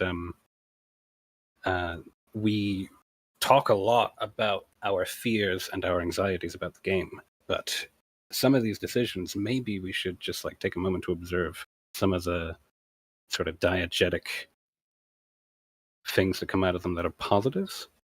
Well, see, my philosophy with really everything, but in context of Star Citizen, is I don't trust that any of my opinions are remotely correct. Right. Which is why I'm able to be more hopium, is I'm able to trust that CIG are smarter than me. And so anytime I do foresee an issue like we've been talking about with there possibly being issues with PvP around the jumps, or issues with the economy in regards to the jump point sizes and stuff like that. I'll express those opinions, but I'm for the most part I'm just gonna they'll probably figure it out. I don't know how to do this stuff. But in the game, they haven't figured out a lot of things. But I don't think it's because they haven't figured it out. I think you're 100% right. They are smarter than us. I think they just choose to not address them at the moment because they plan on addressing them later, kind of thing. But then it really hurts the game for the people who want to play then it's just annoying while they're playing. Yeah, it's kind of a bullet to bite, though, don't you think? Because on one hand, we would like the information as it comes, but on the other hand, they should probably organize it first, get their communications correct. It's just the time scale there is a bit bad. Yeah, I don't know. Yeah, I don't know on that one. I just want a good game. So do I. Just want a good game. All right. You want a good game? I've been playing a lot of No Man's Sky the last couple of days. Great game. Jump into it. I've been playing Death Stranding. Also a great game. Yep. So all right. Well, that's all I wanted. I will take my leave. Thank you very much. Enjoy. Thank you for your call. Appreciate it. Talk to you soon. Bye now. I think she was first time caller. I think, did she say that at the beginning? I remember. Yeah. Okay. That was cool. And yeah, I love talking about ISC, but I'm trying to be like nicer because I've seen Jared like take criticisms and be like kind of bummed out about it. So I'm trying not to be too critical about ISC anymore. It's because it's hard. It's hard to be nice and continue talking about the good things. It's just easier to talk about, the things that we have problems with. Yeah, I just find that I always find the worst in everything. So that's me. But all right, we got our next caller on the line. You invited me to the podcast because I'm the worst of everything. How you doing, Starcad? What would you like to talk about today? Can you hear me good? Hear you great? Yeah, you're all good. Amazing. Okay, so same as Talia is long-time listener, so first-time caller. So cool. I am a bit nervous. I made a list of points. Maybe we can do a lightning round. I mainly had a bunch of questions that just came up after seeing the ISC regarding jump points and all the gameplay that could imply. So, my first point was regarding the ATC, which is, I think, a bit weird if the jump points are supposed to be natural things. But at the same time, I could also maybe think about the station you could be communicating to and how they could be helping you to align and maybe sync with the... Did you see the post? I did not see the post. Okay, so I'll bring it up. They give their lore reason as to why or how the ATC prevents you from using this natural wormhole. Is they're gating it like it's a border between countries. And they don't want too many people going out or too many people coming in, so they are saying they are using the station that the ATC is located at and turning off your jump drive. They're like blocking your jump drive from working. Yeah, I think the word jamming was literally in the post. So thank you for that one. Yes, because I kept saying the wrong word, but that's the way they want to go about it. So if you need the logical, how does this make sense in the game? That is how they wordsmithed it. It does make sense. I think it's nice to have like this entity that is controlling traffic. But then my question arises, and this is maybe something you can answer better if you've been able to try Nini Bocati. But like, how is once you get to the jump point, then how are you like making a line? Is there maybe a long queue that you have to wait? Are you what if you cross and like surpass the guy that's ahead of you? How is that maybe like gameplay wise being controlled? It was a while ago. It was a while ago, but I'm gonna try to remember like the steps. Like everybody was there, and they were. It was very similar to the problems that we have now in Evo, where like everyone's trying to leave the same hangar, but they're on top of each other, and there's this weird problem. Like everyone would queue, and I think you were in a queue. That's the part I can't remember. And then the game would let you know that it was your turn, and you would go, but people were also able to go at the same time as you. Like there wasn't one at a time. So the game would let you know that like you were okay, and then you actually had to speed up your ship enough to get through the jump point. If you went too slow, you would get bounced back through that like bounce border thing. Which that does sound like it's changed based on what they were saying as well. Yeah. So my experiences in Evo don't apply anymore based on everything that they said. I think quite a few things have changed since that test. I think that was to gather some feedback, and they changed some things for sure. Yeah.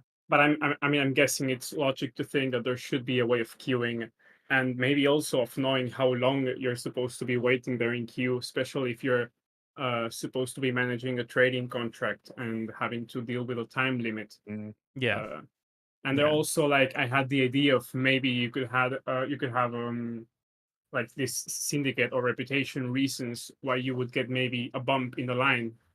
Or you could buy a bump in the line, maybe with reputation. If you then had to wait, or if you had to take an express delivery, then maybe you could use those to create also gameplay reasons where you would want to. I would hate to get skipped. I hate that idea. I hate that idea too. I would hate to get skipped. The second that I've been waiting in front of you, Starcad, for like 3 minutes, and then you get bumped ahead of me, and I have to wait another like minute and a half, 2 minutes, I'm uninstalling the No, game. I mean, That there could be like a premium VIP queue separately entirely that you could never maybe know that there was people. Oh, okay, that was just an idea hopping around. I think the best things to apply that kind of stuff to is ones that don't skip a line, but speed up a process that you're doing on your own. Think like refinery jobs, you're loading and you're unloading. Yeah, you're loading and you're unloading with the cargo. Things that don't affect other people but are like a competitive advantage. Yes. Yeah, that makes sense. Yeah, I'll say no for the skip the do line one. And do you also think there should be a cost associated with jumping? Yes, I do actually. Yeah. I really do think that same with landing on stations. I really do. So, how much? I don't know how much. It feels like once again, it just feels like it would change. lock. Yeah, it would have to be real specific if they did do it. I don't hate the idea, but then I'm like, what if you're a new player and you need a jump system? And you literally can't afford it. Yeah, but they've once also again, been it kinda just sucks. hinting at the idea of you as a new player staying in the same system. So I think jumping systems is a maybe early mid game kind of thing as well.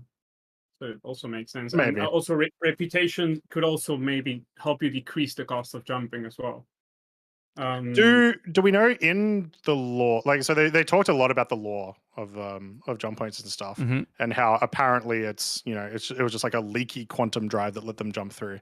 Do we know if there's is there supposed to be like a fuel cost to this? Because you could just skirt that by making it a fuel cost, right? Then you are essentially making it a cost.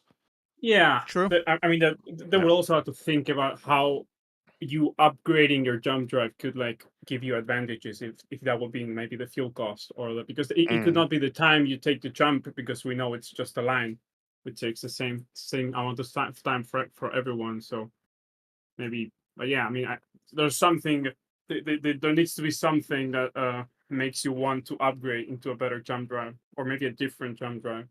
Yeah, I don't know. That's a good point though, but it also, do we have jump drives or are they quantum like? I don't know. I think they use the words jump drives a lot. Yeah, but like that may change. Obviously, who knows? I don't know. Yeah. Then I had another point regarding you getting kicked out of the jump. Go ahead. I'm listening. I'm doing my normal pee in the middle of the podcast. I will be back. That's perfectly healthy. Yeah. Go ahead. No, you go ahead. So my idea was I also like came out of another talk I heard Execute talking about, but it was just maybe there doesn't have to necessarily be a way for you to know based on the jump duration where you would need to exit to either be in a more beneficial point at the end or in a specific point in space that's maybe best for smuggling or best for getting you closer to your destination. But on the other hand, I think that there should be a cost in ship damage that you would need to take if you want to exit the jump in the middle, which I would think would balance the feature. And also maybe you could end up in another system entirely if there were to be more than one system, which would also, I think, be a cool idea. That could be kind of wild, but I don't hate it. Is like you take the jump to Pyro, you mess it up. Whoops, I'm in Magnus. Now I'm really punished, right? Like, yeah, I mean, but it makes sense because you're just traveling through gigantic, lengths in space, and maybe it makes sense. Yeah. I also maybe got the idea of some ships that they could do in the future that could either create temporal jump points or help stabilize jump points that appear naturally. Oh, fuck. I'm just thinking like, can we just have the gameplay by itself without a ship involved with it? I like the idea of this. The reason why I said "oh fuck" is because it's such a good idea. But That is can we gonna not have it be an idea? Because it's also like totally fine on its own. But go ahead. Could Go also ahead. could also be an item. You don't have to make it a ship. You could buy like a 32 SU box that has like a jump point generator inside. You just dump that in space and it creates a like random the jump point. Sinos. Let's go. Yeah, Exactly. Because that goes hand in hand with the talk that I wanted to have about spaceships. Like there's multiple really large ships as well, and like again, like we see in Eve, there's ships that can avoid jump points altogether, right? So, yeah. I think that the jump point size restriction is. I mean, I think it makes sense to take away. I did never understand how certain ships were supposed to even get to some systems if they didn't have a jump point that would get them there with their size requirements. So maybe then you would have ships that would like never be able to even go into certain systems if you had a jump requirement, jump size. So I think it is a good call to remove that restriction, at least for the standard jump points. Agreed. Yeah, and for the time being, where you don't have a million connected systems where you could do this, it honestly, it's something that they can go 5 years from now when there's significantly more systems, or there's just like 3 or something, because we don't know. But like if they ever hit a point where there's a ton of systems, they can always go back and change this to be like, it's better game design to do it this way because we now have a lot of systems. So yeah, other games have done it before, in terms of like that heavy of a change to like movement. Games have done it tons of times, so it's not unheard of. If they think it'll benefit the game, then go for it. It's fine. But I think they're making the right choice for the long short term. It's a choice that's like definitely good for the short term, could be okay for the long term, but can also be remedied in the long term as well. You know what? It is a choice for what we were talking about earlier, Croncy. It sounds like a good choice for 1.0. Yeah, fair enough. Yeah, there you go. Right. Yeah. Nice. Those are my points regarding jump points, and I just also made maybe an extra point, if we do have time, regarding the pay to win discussion you were having before. Nope. I could maybe just no time for that. my Sorry. one sentence. No. Okay, if you have time. If you not, could say the sentence, but Croncy and I will not be responding to it. Okay. You could say the sentence, and then I'm gonna hang up on you. So I'm gonna thank you for the call right now and appreciate it all. No, I've seen this show is built around sports radio. This is what they do too. Just so you'll make your point. They literally hang up on you, and then they make their point, so you can't rebuttal. But I like it. Yeah, it's just so we can move to the next caller, because I know what'll happen. It's amazing. Yeah. So go ahead. I want you to be able to speak your mind. That's the important thing for me. So then I think I like the idea of the game. So you're having a lot to do with reputation and having to play to actually earn stuff. So I think a good way to mitigate pay to win is just to make the ships completely useless by themselves as soon as you purchase them. And then the more expensive the ship is, the hardest and the longer you need to play to maybe earn the components that you need to even activate some systems inside the ship to even be able to man them. That way, some ships like the Prospector, you could get up and running by yourself really quickly with low reputation requirements. But then you actually having to go with the Prospector, mining certain specific minerals, getting some specific reputation, maybe crafting recipes, and then crafting the stuff you need to actually be able to operate a mole, and so on and so forth. So locking these things behind actual gameplay, I think would be very nice. And that's my point. And you can hang up now.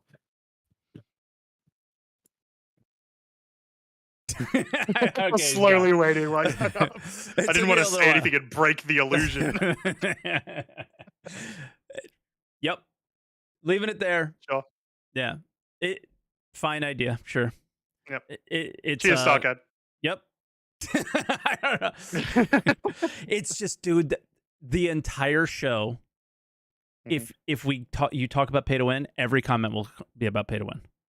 Because they'll be like, oh, well, it's not. Yes, it is. No, and then it's like, dude, it just derailed there's so much good conversation that can happen about jump points, you know?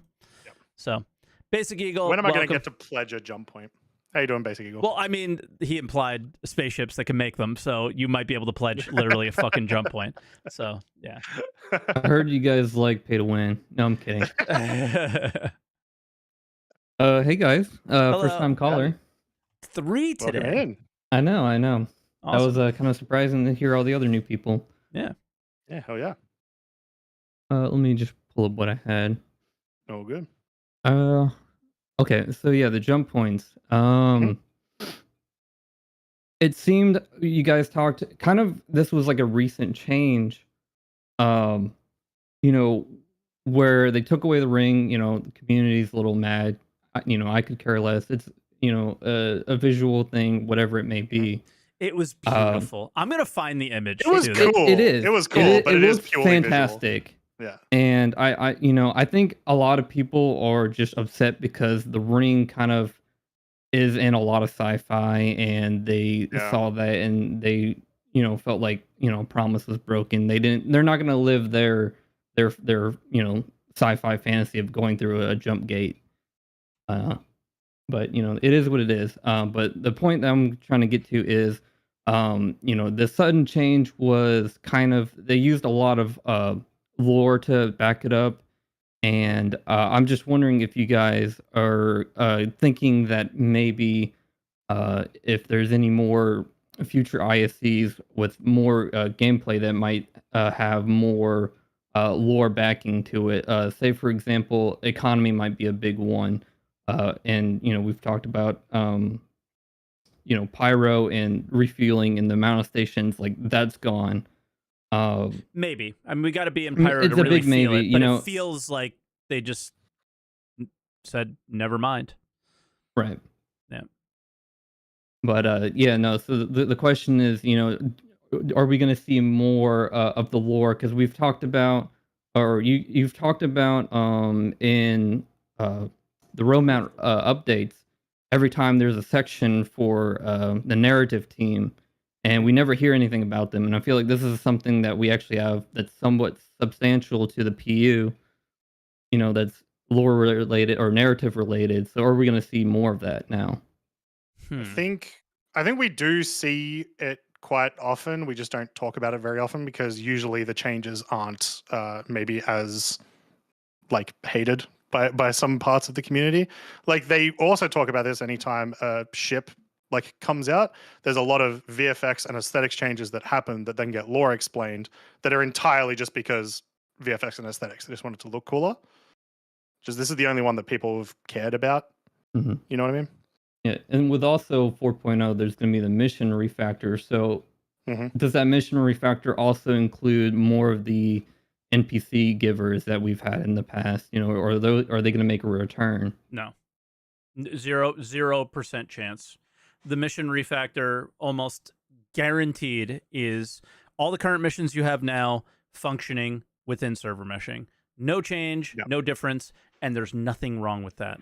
I don't want to say it sounds negative the way I'm saying it, but I think a lot of people are putting a ton of weight on 4.0, and the weight that 4.0 is behind the scenes, how things function. Yes, we've been in Pyro. Yes, we've been in Stanton. Now we're just going to be able to be connected to them.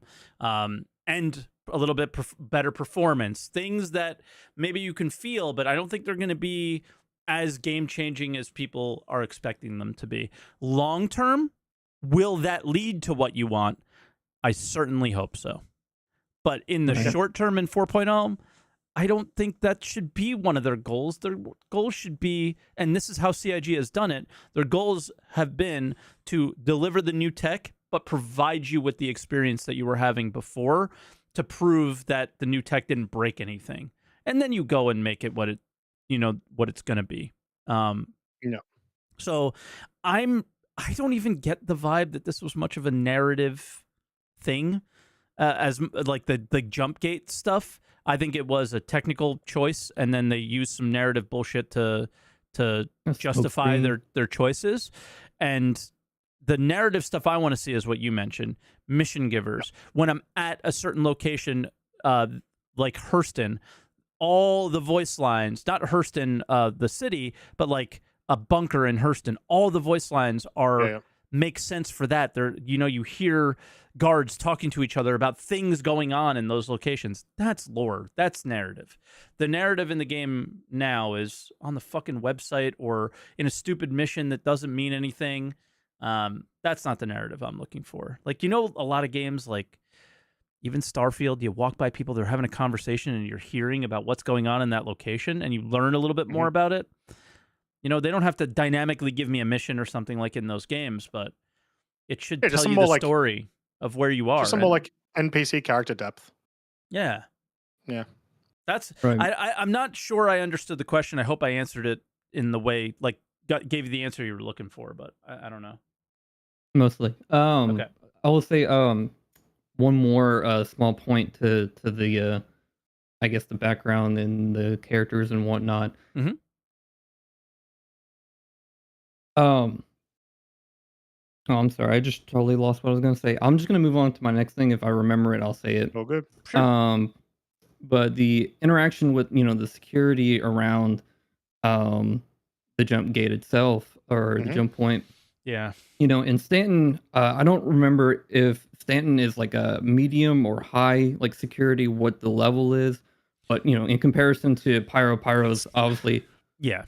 Much lower. Yeah. If you want to go from the lore of Stanton, it is medium like UEE security. Yeah. But Stanton also has the CDF.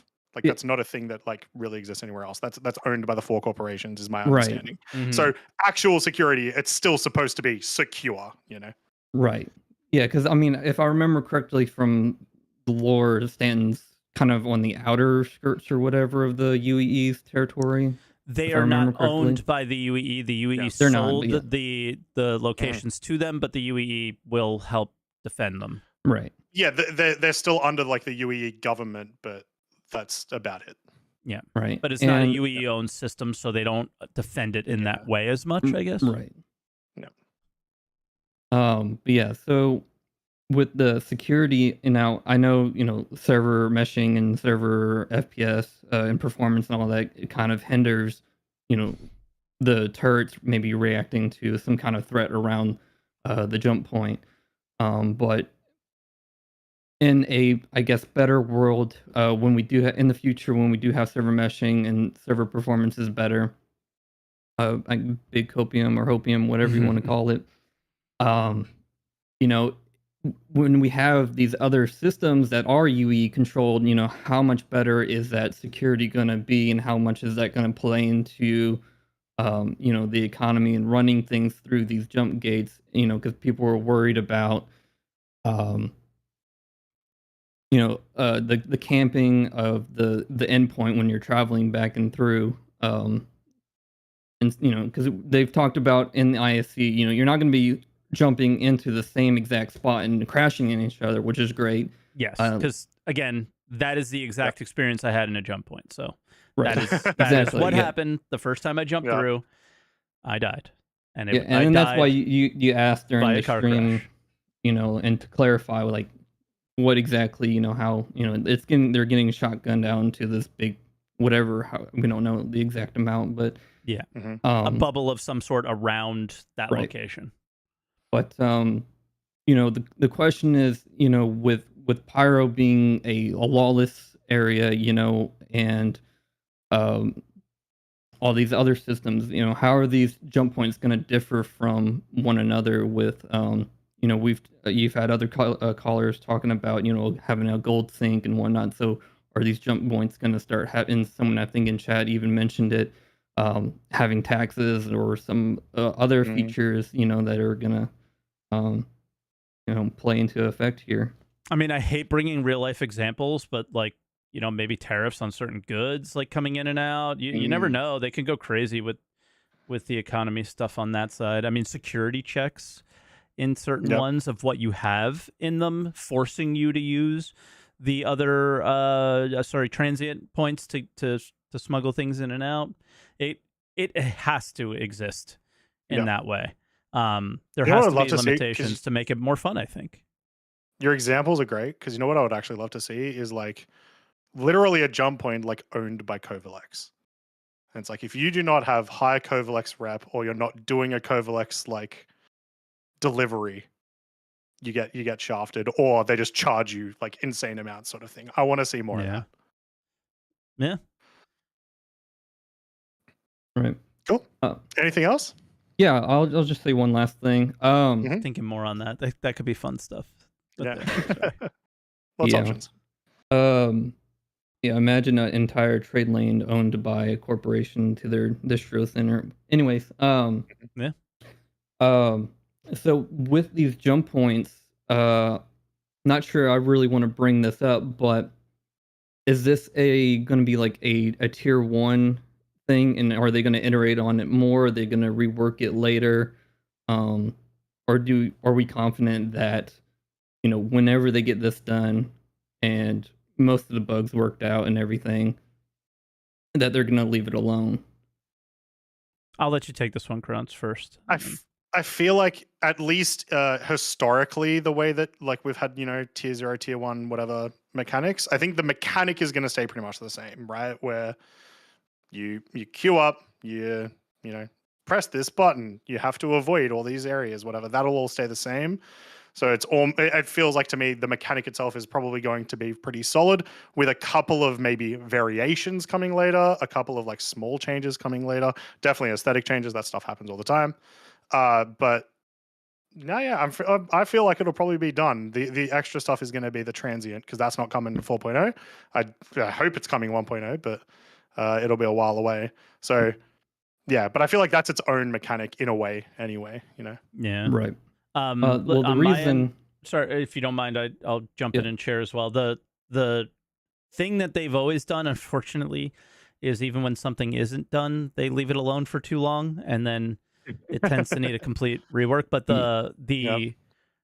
if the way they've been communicating is true, which past history says it probably will not be, and they've changed their mind 50 times since, if they are actually working towards 1.0, this should be further along or closer to a final product than what we have seen in the last few years, right? So, fingers crossed. Yeah, and I'm not super worried about it, or I'm not having a freak out moment, but the reason I do bring it up is, you know, they eliminated, you know, the size requirement, so any ship can jump through it. And I'm just kind of wondering in my head, playing out, well, what happens when we're way down the line and we have javelins and Bengals trying to jump through, and you have this congested lane that you're trying to, you know, fit through? Are those ships, those capital ships, going to fit through the lane? And mostly for Stanton, because they have that, you know, all the build up around it. Is it gonna? I think it will fit. I haven't really seen it in game, so I'm not quite sure how much space is there. Maybe that's why they took the gate away. Maybe. I mean, the image on the screen, that is a Bengal carrier. So I don't know. So maybe a fit, but yeah, I don't think that stuff will be as much of an issue, or at least certainly not now with them saying that it would be all sizes, right? So, and I will say specifically in game right now, they're quite far away from each other. It just might not feel that way because you're flying in space, and it's hard to get a grasp of scale when you're not like in atmosphere. Yeah, jump points are huge though. Yeah, I think it'll be fine. Okay. Like go back and watch. There's an 890 jump that's like 3 ships ahead, and it looks like a peanut in there. So okay, I wouldn't stress about it too much. Yeah, it's not so much the ship size to the gate, but more of the ship to other ships around it that are queuing up. Like, is it gonna? Well, they put you in a line. I'm sure there's a lot of space around it, but there's no need to worry about space. You go in a line, right? Which I hate, but maybe that's the reason why they did it. So maybe I don't hate it as much.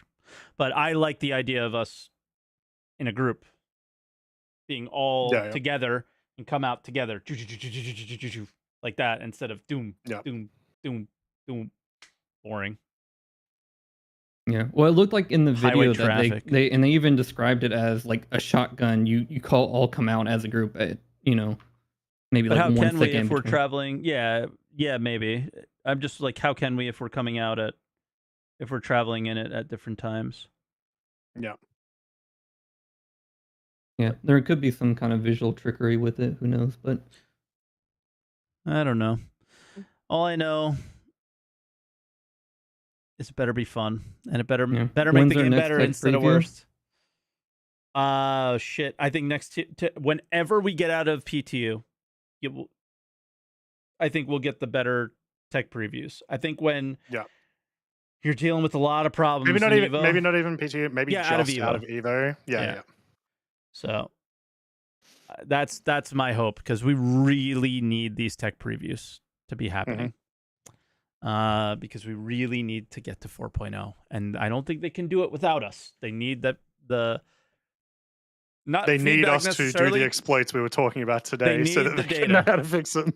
Yeah, they need the data from us to fix whatever unforeseen issues that will obviously arise, right? So yeah.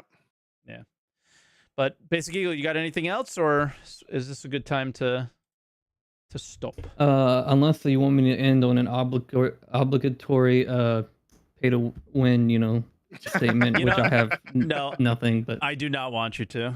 I would rather end the show on a high note. I don't. I kid. Yeah, you had a great call. Some funnies at the beginning, some funnies at the end, some good stuff in the middle. I think that's probably a good place to leave it. First time caller, great caller. The only thing, you have is that an anime profile picture? It's I mean, yeah, but it's AI generated. But yeah. All right, you got to go. It's even worse. Oh God. All right, just kidding. But have a good one, Eagle. It really was a great call, and we really appreciated having you. All right, and look forward to the next one. Yeah, can't wait to hear from you again, man. Gotcha. All right, bro. Bye. Adios. Yep. All right, that was the call. Now I got a funny thing. If you can't tell, because you probably can't, I started figuring out making merch. Okay, he did it. Yeah, I did it, but it's all bad. This shirt's actually okay, but most of the stuff was pretty bad for the samples that came in, so got to redo them.